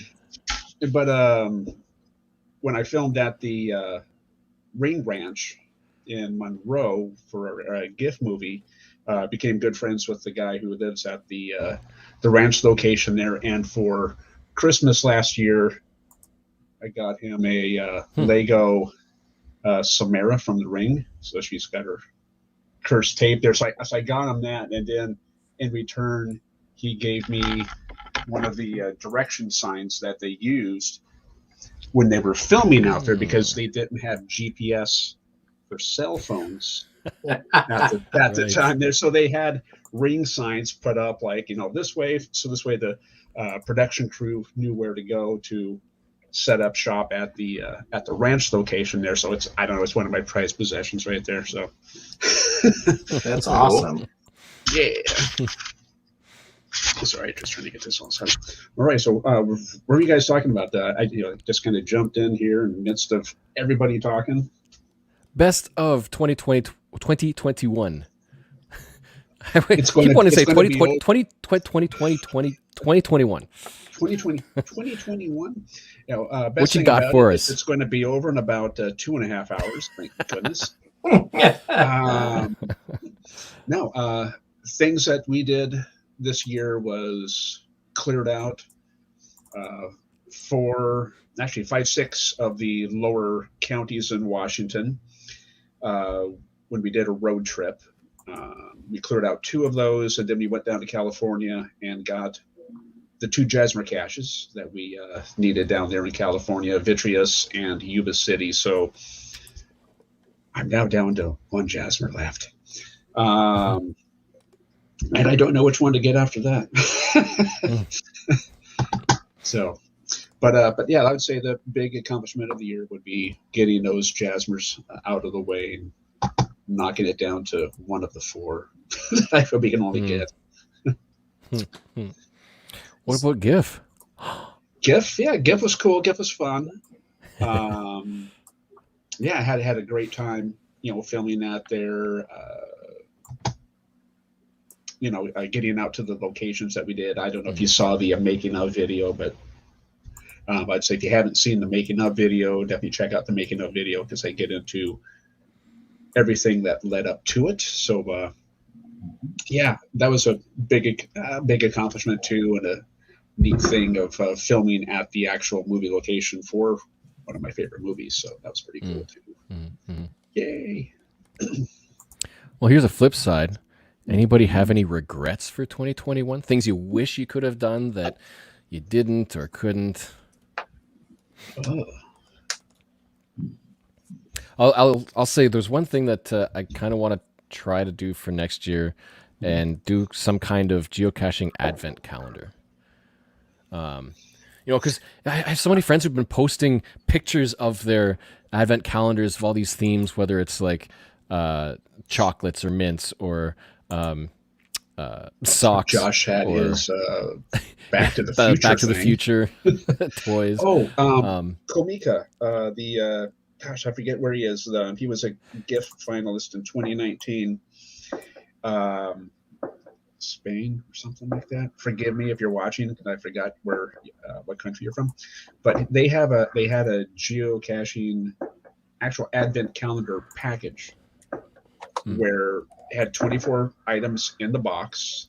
They all had little bags with a number on it for what day, and you'd open it up and it would be like trackables or like little ornaments or wooden coins or actual containers that you could hide. So there was a geocaching advent calendar package out there. So maybe something to check out. Yeah. Because it could be like a physical advent calendar with little micros or 3D printed containers or something like that, or doing like a video advent calendar. 12 days of Geovlogmas, but well, yeah, 31. You're doing it right there, dude. Like the 12 videos. That's crazy. 31 days of December. Oh, geez. Yeah, imagine doing like 24 videos like that. That's crazy. There have been some people who've done a full year of videos, like daily videos for a whole year, and I can't fathom how somebody could do that and stay sane. That's dedication and free time I don't have. I have a hard time just going out and getting caches on back-to-back days. Yeah. Much less be like filming and then editing and uploading. Like, no. Some of us have lives. It's basically a full-time job at that point where you're, it's crazy. Looking back. As far as regrets go for 2021, I don't know. I guess it's out of my control, but my regret for 2021 was I wasn't able to get a cache in Canada. Like Charles was saying earlier, was so close but never got there. His situation is probably much different than mine, the timing of it and everything. But I was literally 250 feet away from the Canadian border, and I was a quarter mile away from a cache, and I couldn't get it. And the cache was about 50 feet over the border. And my plan, this is when I was up in Gilby in the fall in September. And because Gilby and the Canadian border, if you go straight north, is about an hour and a half. I thought, I'm gonna go up there. I'm gonna see if I can get this Canadian cache. It's in the little town of Emerson, Manitoba, just directly south, about an hour of Winnipeg. So I thought, okay, this is my chance. I've never been that far north. I've never been to Canada, but there's my chance. And there's literally a cache that's 50 feet over the border. If anything, if anybody questions, I can play dumb enough where I could say, "Oh, I'm sorry, I didn't know." Right? And I've never been country. I've never been close to a border of any sort, so I didn't have any experience. Let's say when I got to the border crossing that's there near the cache is closed down on both Canadian and the U.S. side. So they had a gate up and everything. And I knew that going there, I knew that was the case, which I thought enhanced my chances of getting this cache. I could just, yeah, I know where Charles is laughing, but I learned the hard way on this. So I thought, okay, I'll just park the car here near these railroad tracks. There's obviously not a fence where the railroad goes through. Right. I can just walk through over the tracks, 50 feet over the line, get this cache and come back, and I'll have a cache in Canada. And I planned out a video. I had Canada cache. I was getting a cache in Canada. I brought a hockey stick. I had a Canada trackable. I had my passport just in. Was that bail money so you can get out of jail? Bail money. I never needed that. I never got that far, but I had all sorts of things I was going to use for this video, and I was like, this would be cool, So anyway, I pull up to the old U.S. Customs building there, and I know it's closed down. There's weeds growing up and stuff like that, but there are cameras on the building facing the border. I'm parked back a little bit. So I go out and I'm like, you know what? I've been traveling all day. I'm going to grab me some lunch out of the back. So I pull up and I start eating my sandwich, which was, I think, may have been my problem. I stalled. But anyway, as I got out, I noticed there was a trail cam right in the tree right there. I'm like, oh, I'm on somebody's camera, And cams that I come across, around here for the hunters, you just make a funny face at or moon them or whatever it is, and that's the end of that. Whenever they come around to collect the data or the SD card, is when they see or whatever. Yeah. So I continued to eat my lunch and everything. About 15 minutes later, here comes this white pickup truck. It says U.S. Customs on it. I'm like, or Border Patrol is what it said. I'm like, oh, apparently it's a live feed. Apparently they must have been watching me from a remote location. Maybe those cameras are a little more sophisticated than I thought. He pulls up and he wants to know what I'm doing. And why, yeah, I'm just eating a sandwich really. And I told him, I said, I'm going for a geocache that's right over here. And I was just having a sandwich with. I'm not going to lie to the guy, Yeah. And I didn't tell him that I was planning on getting a Canada. And I knew that, but I was going for a cache. And he says, "Oh, yeah, we get people up here doing that game, and some people watch trains and stuff like that and everything, and that's all cool. But he says, just make sure you stay on this side of the border." And I was like, "Okay, nice warning." So I did. At that point, I realized that I had been watched probably the whole time, and I probably shouldn't, knowing that he knows that I'm there doing that now. I probably shouldn't cross the border if I wanted to not go to jail or something. I don't know. You should have still made an episode of that. That would be cool. I- Like having you sit there contemplating, and then Yeah, at at that point, comes up and then be like, "Well, this is a DNF episode for a good reason," and have it end Yeah. as that. That would have been a good episode. it would have been. And at that point, I realized I really missed an opportunity to make that because I hadn't shot anything at the time. And so he drove away after talking to me for a minute or so. He drove away, but he parked about a block or two down there, and I could still see him. He was sitting there watching me, waiting for me to make a move. Make the move. Because there's nowhere for me to go. There's a gate right in front of me about 200 feet, and that's the end of the U.S. There's nowhere to go. I can't go anywhere. And so I thought for a second, all right, well, I guess I better just turn around and just have myself a good day somewhere else. Oh, I did. And that's the end of the story. It's kind of a boring end of the story, but I didn't get my Canada cash like I had planned that day, and that's one of my regrets, Or footage of a cop for a video. Or footage, of all that stuff. And I really had plans on everything, and it just didn't work out. You should have introduced Mr. Bill to him. Yeah, he's like, you've been setting off my cameras for a good, 20 minutes now. Man, the cameras are going crazy. I'm like, cameras? Put Mr. Bill in front of the camera. I'm like, oh. And then while he's distracting him and they're laughing at that, you run across the border, get the cash, and you come back and like, hey, thanks, Mr. Bill. After I was about a half hour down the highway after I left there, I had another regret. I was like, you know what? Why didn't I ask that guy to go with me? I mean, would he have? I don't know. Would he have not? Would he have been like, you know what? I never asked. I never proposed it. I should have. I should have seen what would have happened. Hey, would you mind escorting me over here? Perhaps so I could do this. I could show you what I'm after. I'm not a suspicious character here, even though it looks like I could be. I should have at least asked him, could you go with me? And I didn't. I didn't think of that. So it's over. It was done. I ended up on the safe side of everything, and I had like that though. Like would they walk 50 feet into the country with you to get the cash? Would that be because they be allowed to do that? Have to have your if the border's closed, you still probably should go, but could well, they it's an interesting question. Type of a thing. That's if anybody's watching that knows, let us know.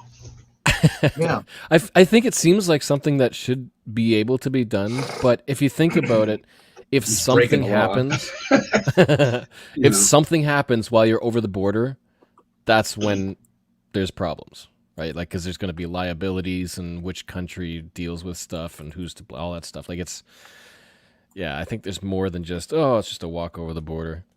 Yeah, because even if the borders were open, could you walk across to get it, or do you have to go through the whole border gate, do the whole thing, manipulate it, and then come back? You would still have to go through the whole process, right? Technically, you're supposed to go through the border crossing and then come back. However, I have gotten a cache in Mexico where I was already down on the Rio Grande in Texas and waded my way across knee-deep water through the river to get a cache on the other side of the border. It strategically was placed there because they knew, hey, they're going to stop and get this cache. And in the cache page write-up, it tells you that if you park here for this cache, that you can walk down to the river and walk across the Rio Grande. It's only knee-deep there, and you walk across and back. But technically, that breaks the rules. right. Yeah, if Border Patrol's there and you see you do that, you're still busted, right? You just get the cash. Well, in Texas, and it's getting the wall now, right? That was my thinking before I went there. I was like, I know people like what Charles just said that parked on the U.S. side and literally just walked over to Mexico without any problems. Went there and had lunch, found a few caches, checked out the town that was there, and came back a few hours later. I'm like, well, if that's Mexico, I tend to think that Canadian and Mexican, or the U.S. and Canada are on more friendlier terms than Mexico and the U.S. I think that's my thoughts. So I'm like, nobody's really going to care, are they? I mean, literally just going. They don't know that I'm going 50 feet over the border, but I am. And I'll just Right. make. I feel like, yeah, between U.S. and Canada, there's more, like any place that there can be a checkpoint, there's going to be guards. But I think the thing with U.S. and Mexico is that there's vast areas of like desert and non-populous areas that where the border is that people can just, go across. So yeah, I think I think we are on friendlier terms, perhaps, but there's just more population, more checkpoints at all the crossings. And to be fair, like Charles was saying, the guard was probably that came up and talked to me was more than likely thinking, dude, if you want to cross this border, there is a border crossing on I-29 a mile and a half down the road here. If you really want to go across the border, just go there and do what you're supposed to do, and you'll be in Canada, you'll be fine.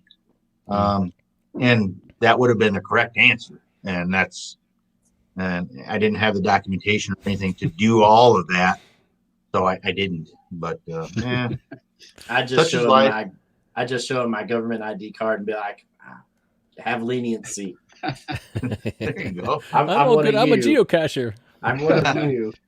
Give me your YouTube card. I'm a YouTuber. Oh, I don't know. That might not. Yeah, right. Got them from away. Yeah. A&K made a good comment. I was just about to mention there is an earth cache that you can do from Canada at the border in the U.S. It's the High Falls Earth Cache, or Pigeon River High Falls, and it's at Grand Portage. It's near Thunder Bay, just at the U.S. border there, and it's so close you can stand on the Canada side and finish that earth cache. There's a multi like that I'll have to check, but it was down at Yuma that a lot of people would get. The icon and stage 1 is in Mexico, and if you stood on the U.S. side with a pair of binoculars, on the side of this barn is the final coordinates written out on paint. On a piece of plywood that's leaned up against the barn. So the icon's in Mexico. The final is in the U.S. You get, that's Mexico. A good way around it. Yeah. So there are ways around them. Well, there's also Force Awakens says if you were to meet at the border, you can point to the container, toss it over, and sign it, and then toss it back. I was thinking about that. Like, could you ask the guard, like, hey, behind that tree, there's a geocache. Can you find that? Bring it over and sign it. Hey, you can sign it too. Could you do something like that? Could you actually pass something across the border that's there? Is that doable? I wouldn't see why not. Yeah.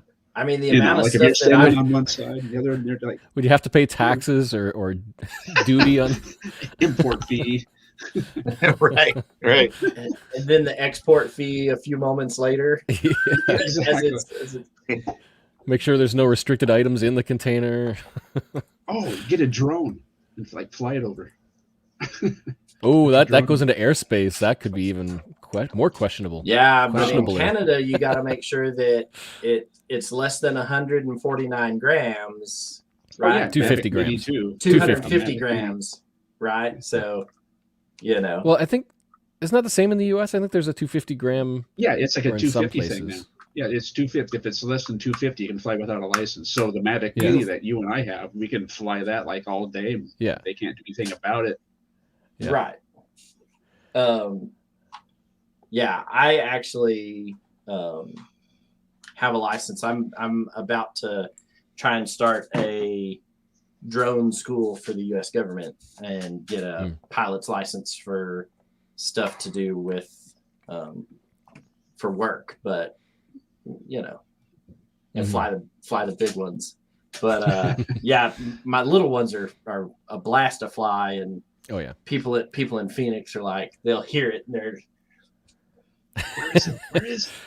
What I want is the FPV drone, because that's the one. I don't know if you've seen how many the videos that go on Instagram of that. Like, that's literally the freedom to fly around all angles, all over the place in 3-dimensional space, like almost like a video game sort of. Yeah. But like to actually have that and have that speed and the distance, and that obviously needs a license for it. But yeah, the ability to do that is like next on my drone list. Yeah. Like those guys that were flying the drones into the volcano God. in Iceland. Did you see the video with the drone and he flew it into the volcano and it overheated and you could see it slowly melt and then done. And then it died. Oh, geez. There's a YouTuber that was on Caching in the Northwest named Richie Rich, which is funny because that's my name. So if you look for Richie Rich, R-I-C-H-I-E, Rich, R-I-C-H, he does mountain surfing with a specialty drone that he either built or bought. He has a little GoPro on it, and he'll fly up miles out to like a mountain range and like fly the drone down the hillside of the mountain and stuff. Check his stuff out. Awesome stuff. So when you're talking about that, it's like the FPV type drones, getting those type of shots. It's amazing stuff. So definitely check that out if you can. And then the next class up, I think, would be the racing drones. Oh God! Have you seen those TV shows where they're flying around the arena? Oh man, that's just crazy.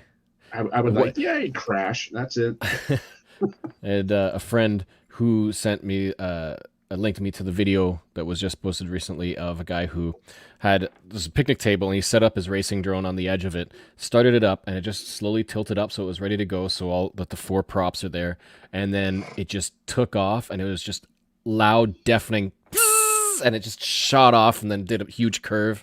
Like the power in those things and the speed is insane.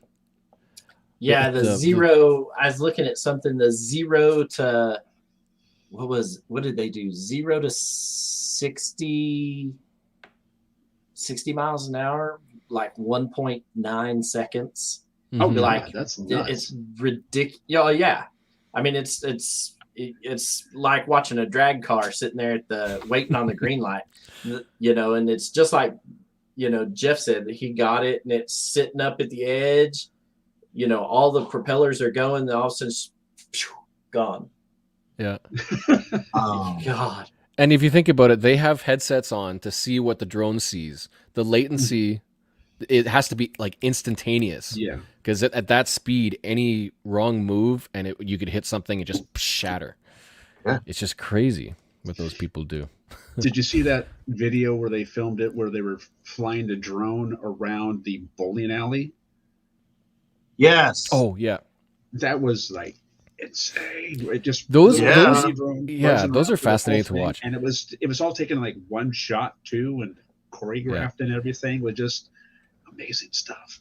The thing that I love about that I think a lot of people don't understand or don't know is that none of that sound was recorded from the shot. That all had to be added in afterwards.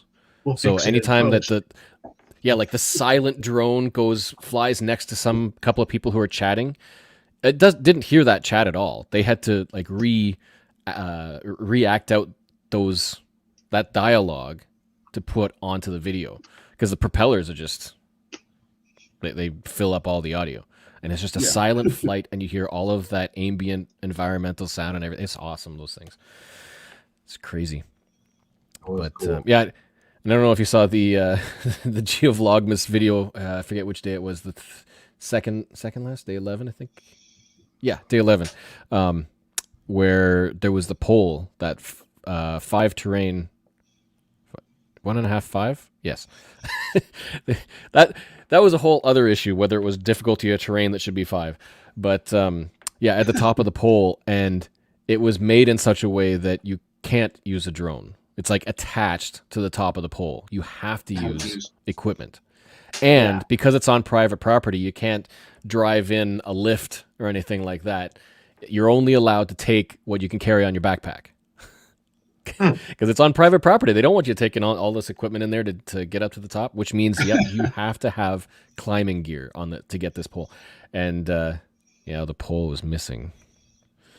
Oh gosh. The whole pole was missing. Yeah, remember that? I think it was climbed. It was either climbed once or twice. I can't remember, but it's got a few fines because some people teamed up to get it. But I had taken the drone and I was hoping to fly it up there just to get an image of what it was at the top of the pole. Others had done that, But yeah, I was hoping to get that, but yeah, it looks like it's gone.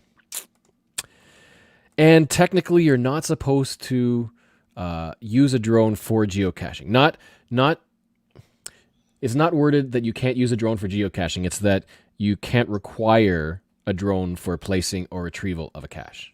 But what about that one that you crashed the drone on? Because that was put up there by a drone. It was placed by a drone. But they don't want you to. It can be retrieved without a drone. Right. Because Dave had Cache Canada, they had a video doing that. Yeah, and they used ladders and poles to retrieve it. And so it's that the drone isn't required to retrieve it, and so technically speaking, the drone wasn't required to place it. It's kind of a gray area, but it's like you can't use the tool to get it that we use to put up there. What? Mm-hmm. Or something like that. But yeah, drones for geocaching, it would be. I think it would be neat if it was allowed, maybe as an attribute or something like that. But I think one of the arguments I've heard about it being disallowed is because the regulations for drone flight differ so wildly in some regions and stuff that it's iffy and questionable and rare enough that. Well, the hard part about it is that law enforcement doesn't have a clue, right? So there are the FAA for the United States is the one who regulates airspace, right? Mm-hmm.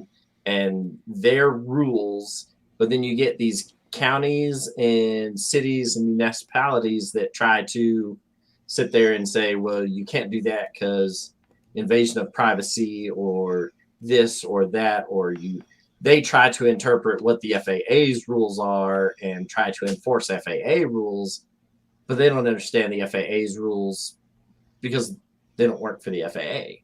Mm-hmm. Right. And so it's fun watching and listening to some of these different organizations of law enforcement that try to enforce drone rules when they have no right to do so. Yeah, absolutely. Yeah. They've zero jurisdiction over it. Mm-hmm. The county sheriff is, can't sit there and fine you for, or arrest you for a violation of FAA rules. That's the FAA's job, and the FAA has those people that do that. So it's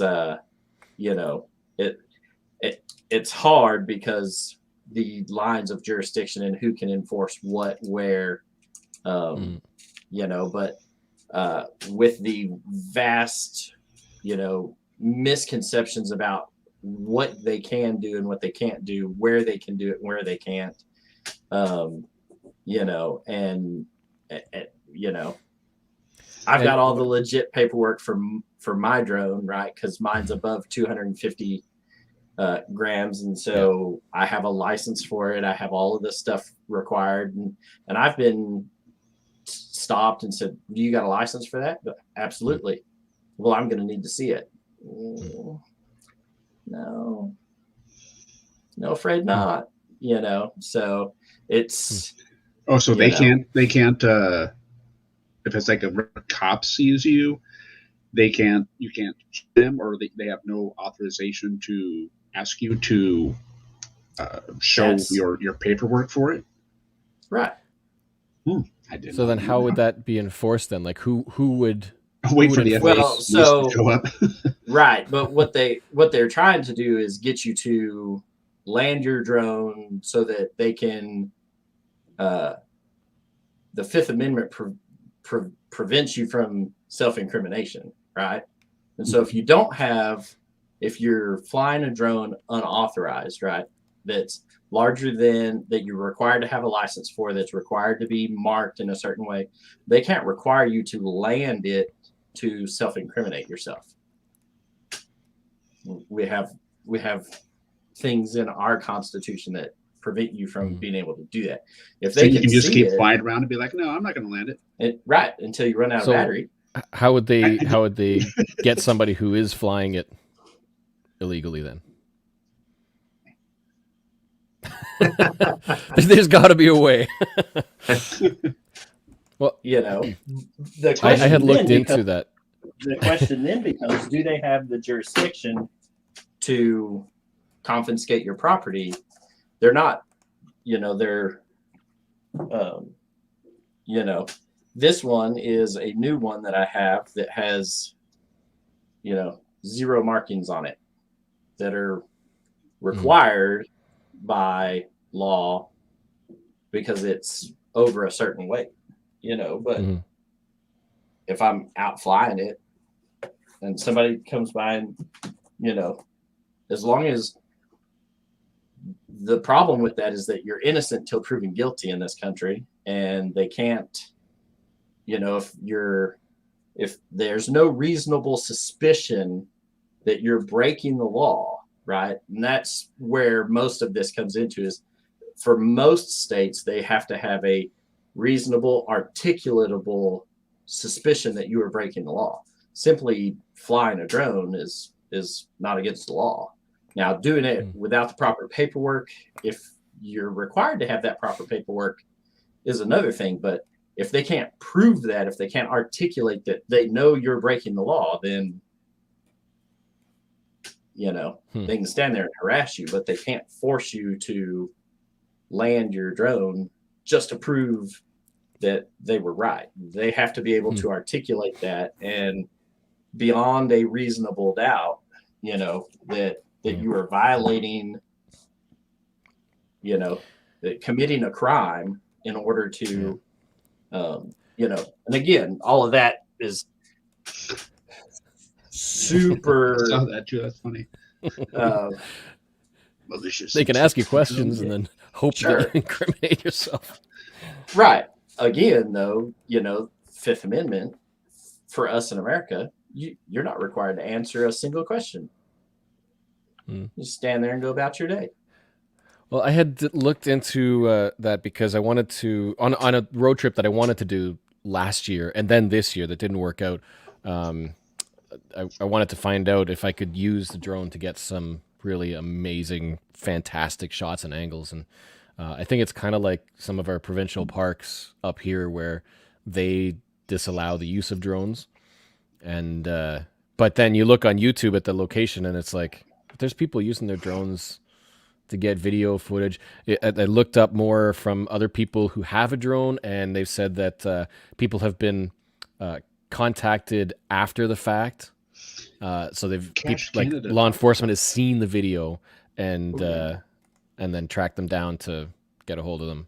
Yeah, Cache Canada had a video where they went to some island, and there was like the castle or something that was on there, or like this big log cabin.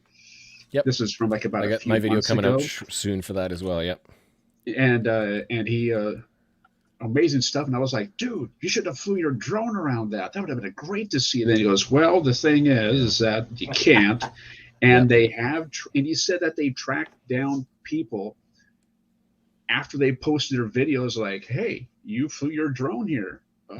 Yeah, because that property they got the on... evidence right there. You got your evidence right there. You flew your drone around there, and I guess they got fined. I'm not sure of the details on that. Cache Canada, let us know later on. But I wanted to take my drone for that one as well, and decided not to for the same reason. Looking it up. The FAA does that all the time, believe it or not, because the FAA. The fun thing about the FAA is they're required to publicize all fines that they issue out, right? And so you can go to the FAA's website and actually look. If you can navigate through their monstrosity of a government website, you can find where they have issued fines for people illegally flying their drone. And how do they catch them? Because they uploaded their video footage to YouTube of people flying it at the Hoover Dam or at wherever it may be that you're absolutely not allowed to fly a drone at. FAA will come in and confiscate your drone and fine you, and it gets to be pretty crazy when some of that stuff happens. About what they do with some of that stuff. So on inserting Happy New Year Central Time.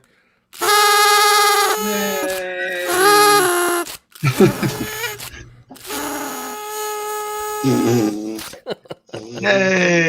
I think I'm the only one in Central Time here on the stream, right? Charles, you're in what, Mountain or Pacific? Yeah.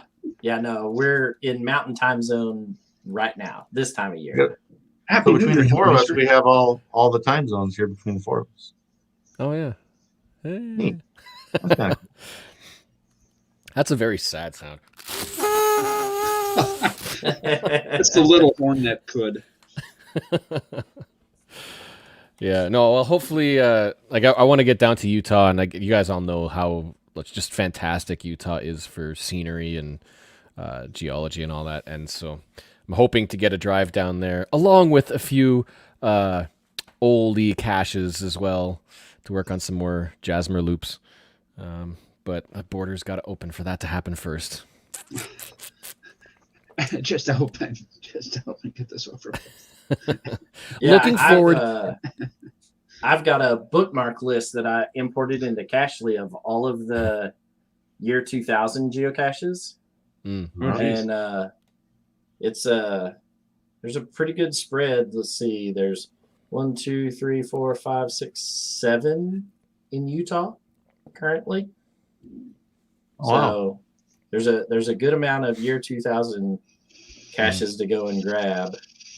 Yeah, getting them all would be a huge challenge.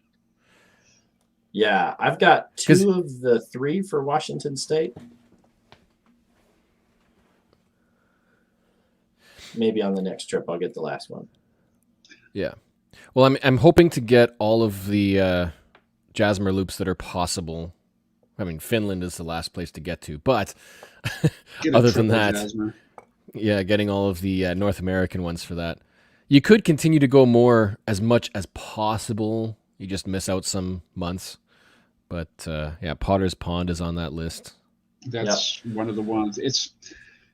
I was contemplating Potter's, but maybe even just like going down to Georgia, because I'm figuring that's way out there and get a really bizarre state for no reason. Just go out there. Stone Mountain, the oldest mountain. That one, and then leave Potter's Pond here just in case if like there's like a road trip or something that pops up for it, and grab that one for a potential double. I'd have to get all the other ones lead up to a double Jasmer, but I just want to get one Jasmer done. But okay, that's it. I'm done. Something else to do. You should be able to do that. You can get a full Jasmer in the U.S., I think. They can swing up and see Neil Moore. He's about, I would say maybe about 2 hours south of GC. What is it, 612 or something like that? Geocache 612. You're in Michigan. One of the 4 that's for August 2000, right? Is that the month we're talking about? Yeah, Potter's Pond. Yeah. So let's see. That's the month. Power Island. Mm-hmm. No, the other one that's up there. Power Island's right before that. So I think it's Geocache 612 is what it's called. It is Geocache 612. It's GC 36. Yeah. GC 36. Yeah. Yeah. That's the one that finished off my gym. Yeah, Potter's Pond is the one that in fact, I got Potter's Pond. The last one for me to finish my first Jasmer loop was the Ape Cache up in Snoqualmie. Oh jeez. So that was the last month that I needed. It was cache number 5,000, finished my Jasmer loop, and the first Ape Cache that I've gotten. So it was that's pretty kind cool. of a neat little triple whammy there. Yeah. There you go. I have Geocache 612. I don't remember it. I'm looking at the map and trying to recall the area. It's out in the middle of nowhere. Yeah, got it while going for GC 35 for Power Island. Yeah. Yeah. There was a geotrail apparently clearly visible. Yeah, gotta look up those oldies and get them before they're gone. Where is that one? That one's up in the the north end of Michigan there. Definitely one to get when you're going for Power Island. Yeah. Yeah.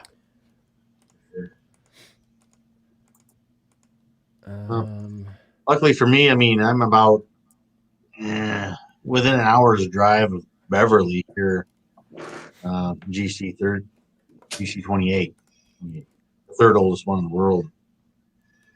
So I mean, I got it a long time ago, but I've been there another time as well.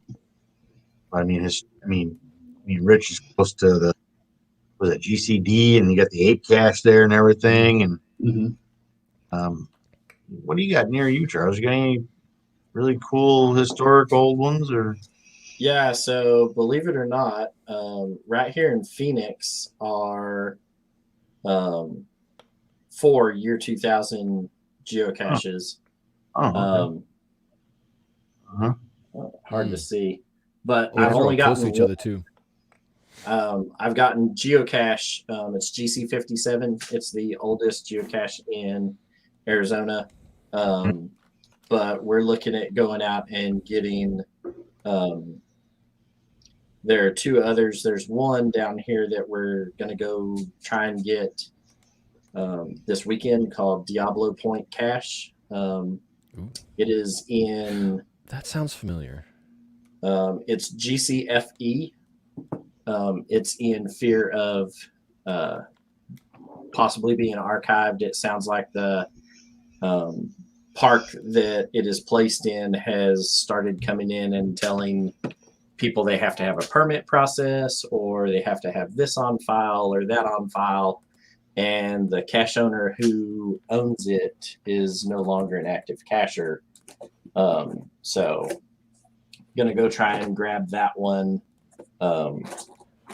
before it potentially goes away. So good. Yeah. Look at yeah. that. Observation point. Just a little trail with a bunch of caches there. So you're saying that all of these caches might be in question? Yeah. So that's down in the parking areas over here to the east, where that right around there. Yep, that's where the parking area is, where that trailhead is. And you got a hike. That's that big open spot is a road that's used for maintenance and whatnot. But yeah, a lot of that area down there, they're trying to come in and do some regulation work in an attempt to preserve it. They've got a lot of hikers that just hike wherever. It's the open desert. There's a lot of mountain bikers that go out there, and they've got established mountain bike trails, but they're starting to see where people are wandering off of those and starting to destroy some of the landscape. And so, they're trying to get a wrangle on it before it becomes a real bad issue.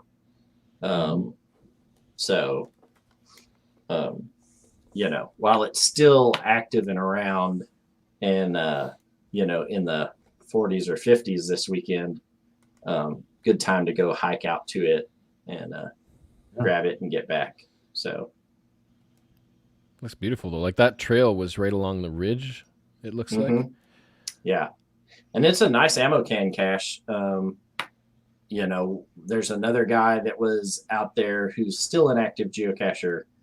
And they told him they filed a deal and got a hold of one of the reviewers and had them archive his, and then he went out and picked up the container. So it's, it happens, so while it's still around, try to get out there. But there are 4 year 2000 caches within, a half hour of where I live. And I've gotten one of the 4. So hopefully we'll get out and get some this weekend. My wife has not finished the Reach the Peak, so we'll push to get her finished with that. And got a couple days to go. Got a couple of days. I got mine on a work trip where I drove out to Oklahoma and back. So I got all of mine then. So we just try and get hers this weekend before it closes and we start the next peak. Well, New Year's Day, you got the whole day off, maybe then good day to go for a power trail and just or something like that.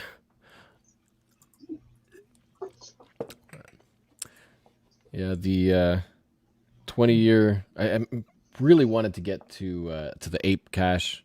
That's another one that I have got the ape cache, but it was the replacement, the temporary replacement, not the actual one, because they brought the icon back 2 years after I went there.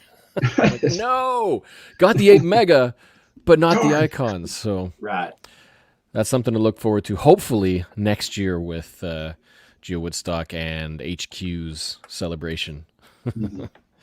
And because it's going to be 20 years of geocaching. I got the 20-year coin, this thing, the box pack that comes with the three mini items. We've got you get the trifecta geocoin. Where is it? There's the front with mountain bikes, little icon on there, his symbol, and the ladder apparently that was it Jeremy or both of them? It's so small, it's not gonna. What is that? Had to climb to get to the cache, and then I think the lighthouse that the cache was by. Those 3 items are in that special 20-year anniversary geocoin, very limited. I don't think there's any left in the store. I'm not sure, but I couldn't pass up that 20-year celebration in 2022. Do any of you guys have the trifecta? No, I have another coin. It's like another trifecta coin. It was a triangle geocoin, but it's not that 3D one, and you need the 3D one. That's the official one. Yeah, I don't have that one either, though I have all of the caches for it. So you qualify for it. So yeah. There you go. Yeah, because it's like right when I qualified for that, I got to get that coin. Yeah. Meister's looking pretty deep there. So yeah, it's got like the ape cache, it's got the original cache, it's got HQ. Yeah, 4 sides. That's right. So it's it's definitely one of those things where if you qualify for it and you get it, definitely get this. It's one of the coolest coins I've seen that I have. Good memorabilia. Yep. What's the word for it? Not memorial. That's death. We got memorable. Yeah, for marking a memorable thing. Oh yeah! Hey, what does it say? I can't. Could read that. Oh, it's hanging right here on my. Got too much stuff on your head. You got 2 hats. Flashing glasses and headphones. Doing. There you go. There we go. Still got it. There you go. And it is autographed. Yeah, and it's like I got your coin, Geoff. You can see. What do you turn around? See, it's like hanging right there, off of my printer. Yeah.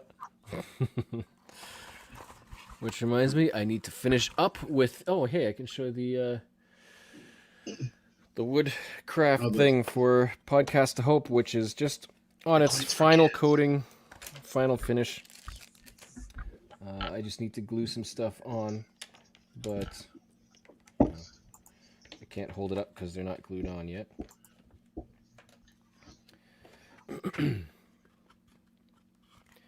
But all together in the box.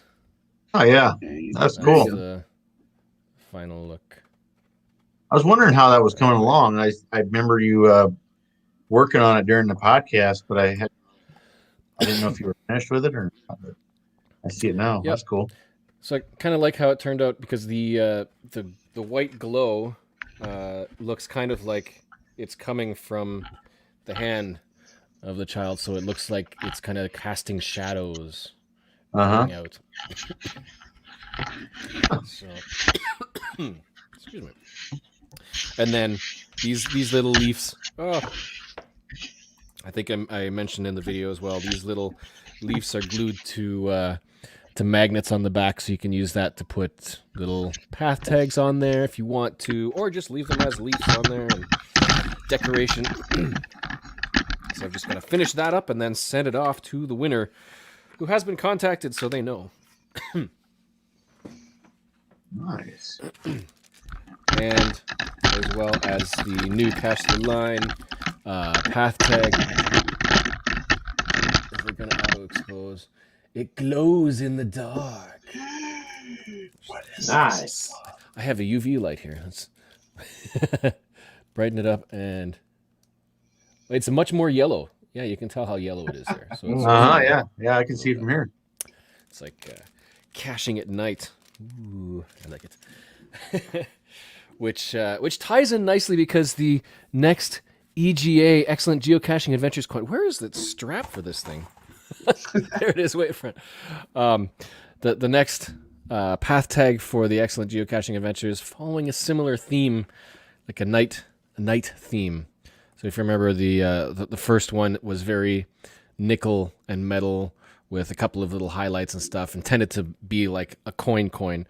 The new one now had to make a couple adjustments, so it had to be minted again because, you know, if you've made a path tag, there's a certain manner of design if you want to have enamel and color within certain sections, so they have to be bordered with the metal. So I had to make a couple adjustments, so it had to be reminted, but it's the same appearance, but now it's got black and glow in the dark, so it's kind of like the Cache the Line one with a night caching EGA path tag. Just waiting for them to send it off. It always takes time. But that is one of the prizes that will be given away in this show, along with, this is the same design. So this is that camper or whatever road trip thing, and going with the dirt and a little bit of splash of the water. Doing things backwards is weird. And the other thing I like is the first design. This is like the sun, right? It's got the beams, the sunshine. The night one looks kind of like a moon. It worked out nicely. But so that's going to be the prize. So we've got people who have commented in the Excellent Geocaching Adventures group with their best adventures of 2021, sharing photos and description of their achievements. Always love reading some of these adventures. You know, it's funny because sometimes it's all the people who have thousands and thousands of finds, but then occasionally you get posts and comments from people who've just started, and you know, you never know how much they've seen or experienced in geocaching, but you know, that's a huge variety, and seeing people excited when they just start up and When everything's finding out for 'em. what's out there. Yeah. Yeah. So it's a huge benefit. Like, people like to say that it can be intimidating when people talk about tens of thousands of finds and all that, but I think it's really just the presentation. It's how you say it. Like, you could have 20,000 finds and nothing super special, or you could have 1,000 finds and have unbelievable experiences that nobody's had, right? It's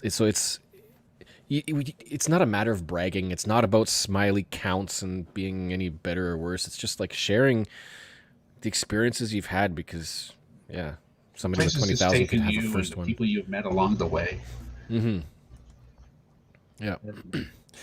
So what I'm going to be doing to pick a winner amongst everybody is how many posts do we have? We have 1, 2, 3, 4, 5, 6, 7, 8, 9. So there are 9 responses. Okay. And wait, was there 9? I thought there Are was we 9. included too? I only have so many churches. 10. There's 10. Did I see churches? T-shirts. Yeah. Yes, so there's 10 there, and then for people in chat, if you have followed the instructions that are on there by posting a hashtag 2022 in chat, then you are also in the draw, and we have 13 there. So if we have, so that's 23. So the way to do this, the way I'm going to do it is pick a random number, randomly generated. which will determine whether it's going to be one or the other, and then pick a random number for wherever it is. So mathematically, it works out with the same chances for everybody. Let's go Everybody's a random.org. winner. Yeah, you get a t-shirt. You get a t-shirt. What was it? It was 23. Okay. Between 1 and 23, generating a random number. Number 15. So that means it's in chat, which means we go to the giveaway tool. Share. Give it all Let's away. get giveaway. Boom. Where are we? There we go. Add in. And here we go. Draw. Who is the winner? We love Here we me. go. The winner is TLM 615. A little late on the Yeah. draw. Timing is everything. TLM 615. Congrats, TLM 615. Please contact me. Send me an email or contact me through any of social media channels. I don't have. You know what? Let's put this up here. And there you go. Shoot me an email here, theroos@cashtheline.net, and we'll make sure that I can get that prize, that New Year nifty gifty, off to you. I wonder if that person's still in the chat here. They might not be. I'll announce it. I think they commented quite a ways back. Yeah. But yeah, that's for everybody. Oh, GeoTrail, you got in there too, but a little too late. Or were you in there? I don't know. Yeah, there were 2 more entries that just came in. There it's at 15 now. Oh well. So congrats. Get that off. And yeah, Hey. applause. Where is it? There you go. Sweet. And we got half an hour until Mountain gets their New Year as well. I'm probably not gonna stay up for everybody's New Year. Yeah. I'm planning I got an hour and a to. half to go here. Celebrating with me. Well, we can continue over onto your channel if you like. I am planning on doing hopefully a sunrise live stream as well, kind of like the last 2 years. And looking at the weather forecast, it's not looking all that promising. But I think we might even be getting a storm rolling in. Oh, jeez. Timing. Way to Let bring in it snow, let it 2022. snow, let it snow. Well, actually, Says the guy in Arizona. Yeah. it is down just to cloud and 4 or 5 degrees Celsius, so above 0 and cloud. So it could peek through. But that's going to be leaving here around 5 a.m. Sunrise is like 7:50. So it's just going to be a nice chill hangout. We've got some background music and just watch the sunrise. They ring in the new year. So that will be live very shortly. I'll probably start that around 7 o'clock.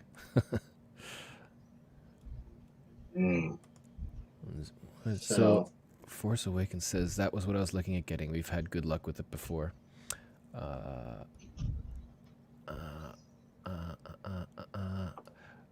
Oh, is that about this? Have you used Glow HTV before? If so, which one do you use? I was looking to do a project and wasn't sure which Glow looked or worked better. What's HTV? Amy Mary said it too. Glow with HTV and reflective HTV. What's HTV? Huh.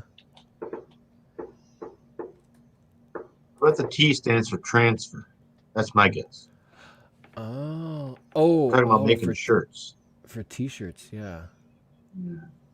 Hot transfer Vinyl. Vinyl?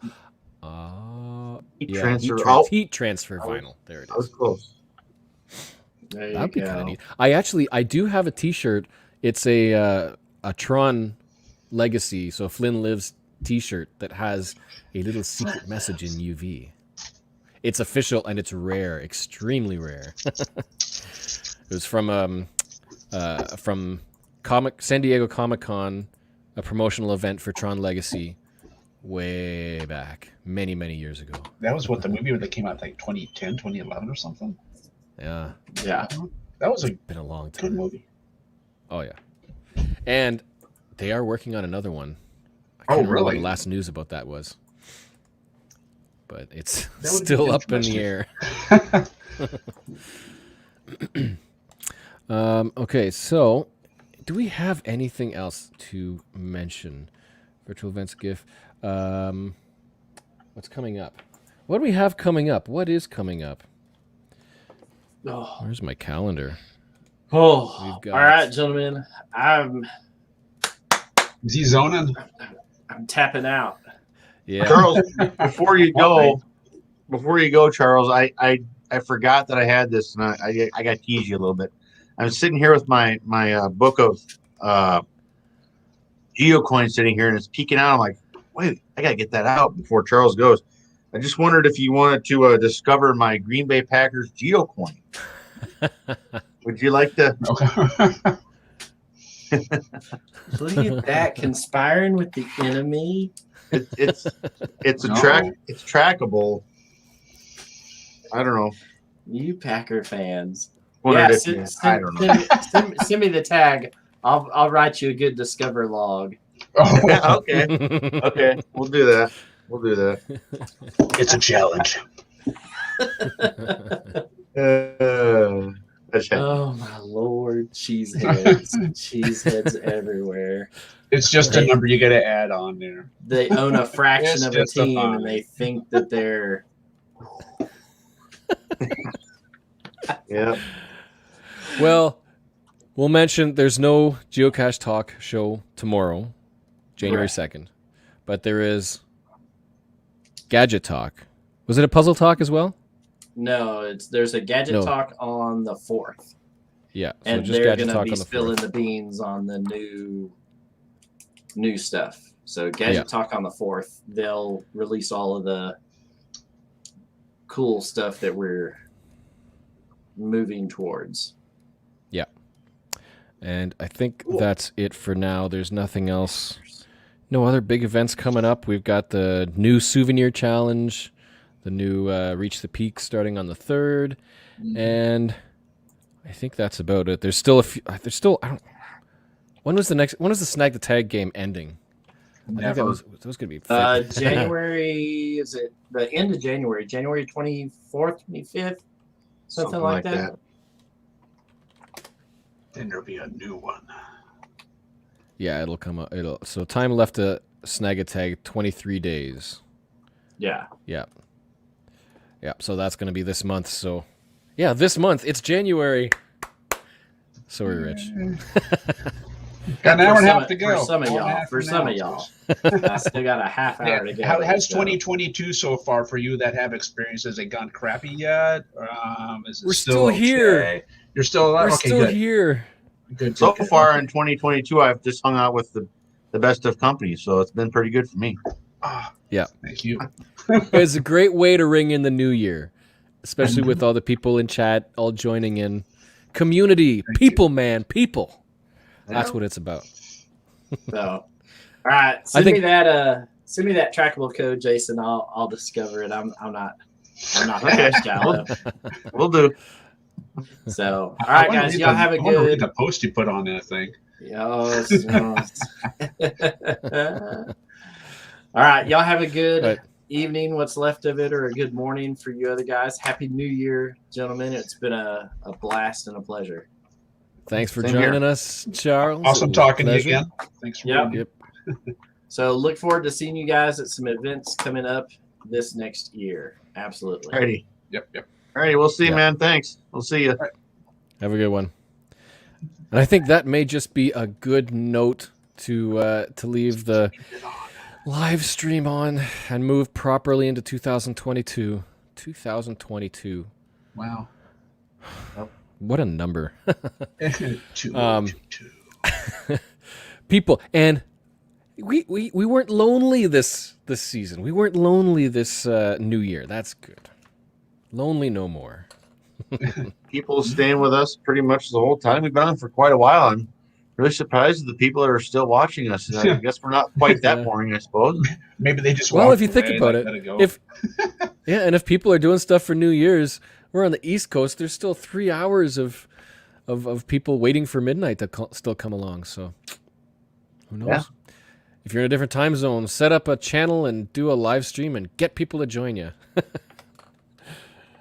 Unlike the people who are down at Times Square and doing live streams from that event. There was one I looked and they had 6,000 viewers, and they were just like walking around and doing a raw live stream from the party. Here we are walking down the street. Yeah. Anyway, thank you everybody for joining and making the new year fun. Lonely no more. That's right. We community stick together, help each other, be there for each other, entertain each other. Yeah. Thank you, everybody. And on that note, we'll see you in the next video. So will Jason in his next video, and so will Rich in his next video. I'll be there. Make sure you check out the channels and subscribe, as always. And finally, on that note, Happy New Year and happy caching. I almost said the wrong Cash thing. on. And excellent adventuring and cash on. And what's See your ya. outro there? Wait, what's your ending tagline there, Hellmeister? See ya. Oh, no. Yeah. See. Subscribe now or else. Oh, that's not it. That works. See you guys. All right, Bye. take care. Happy New Year's. Whoops. And there.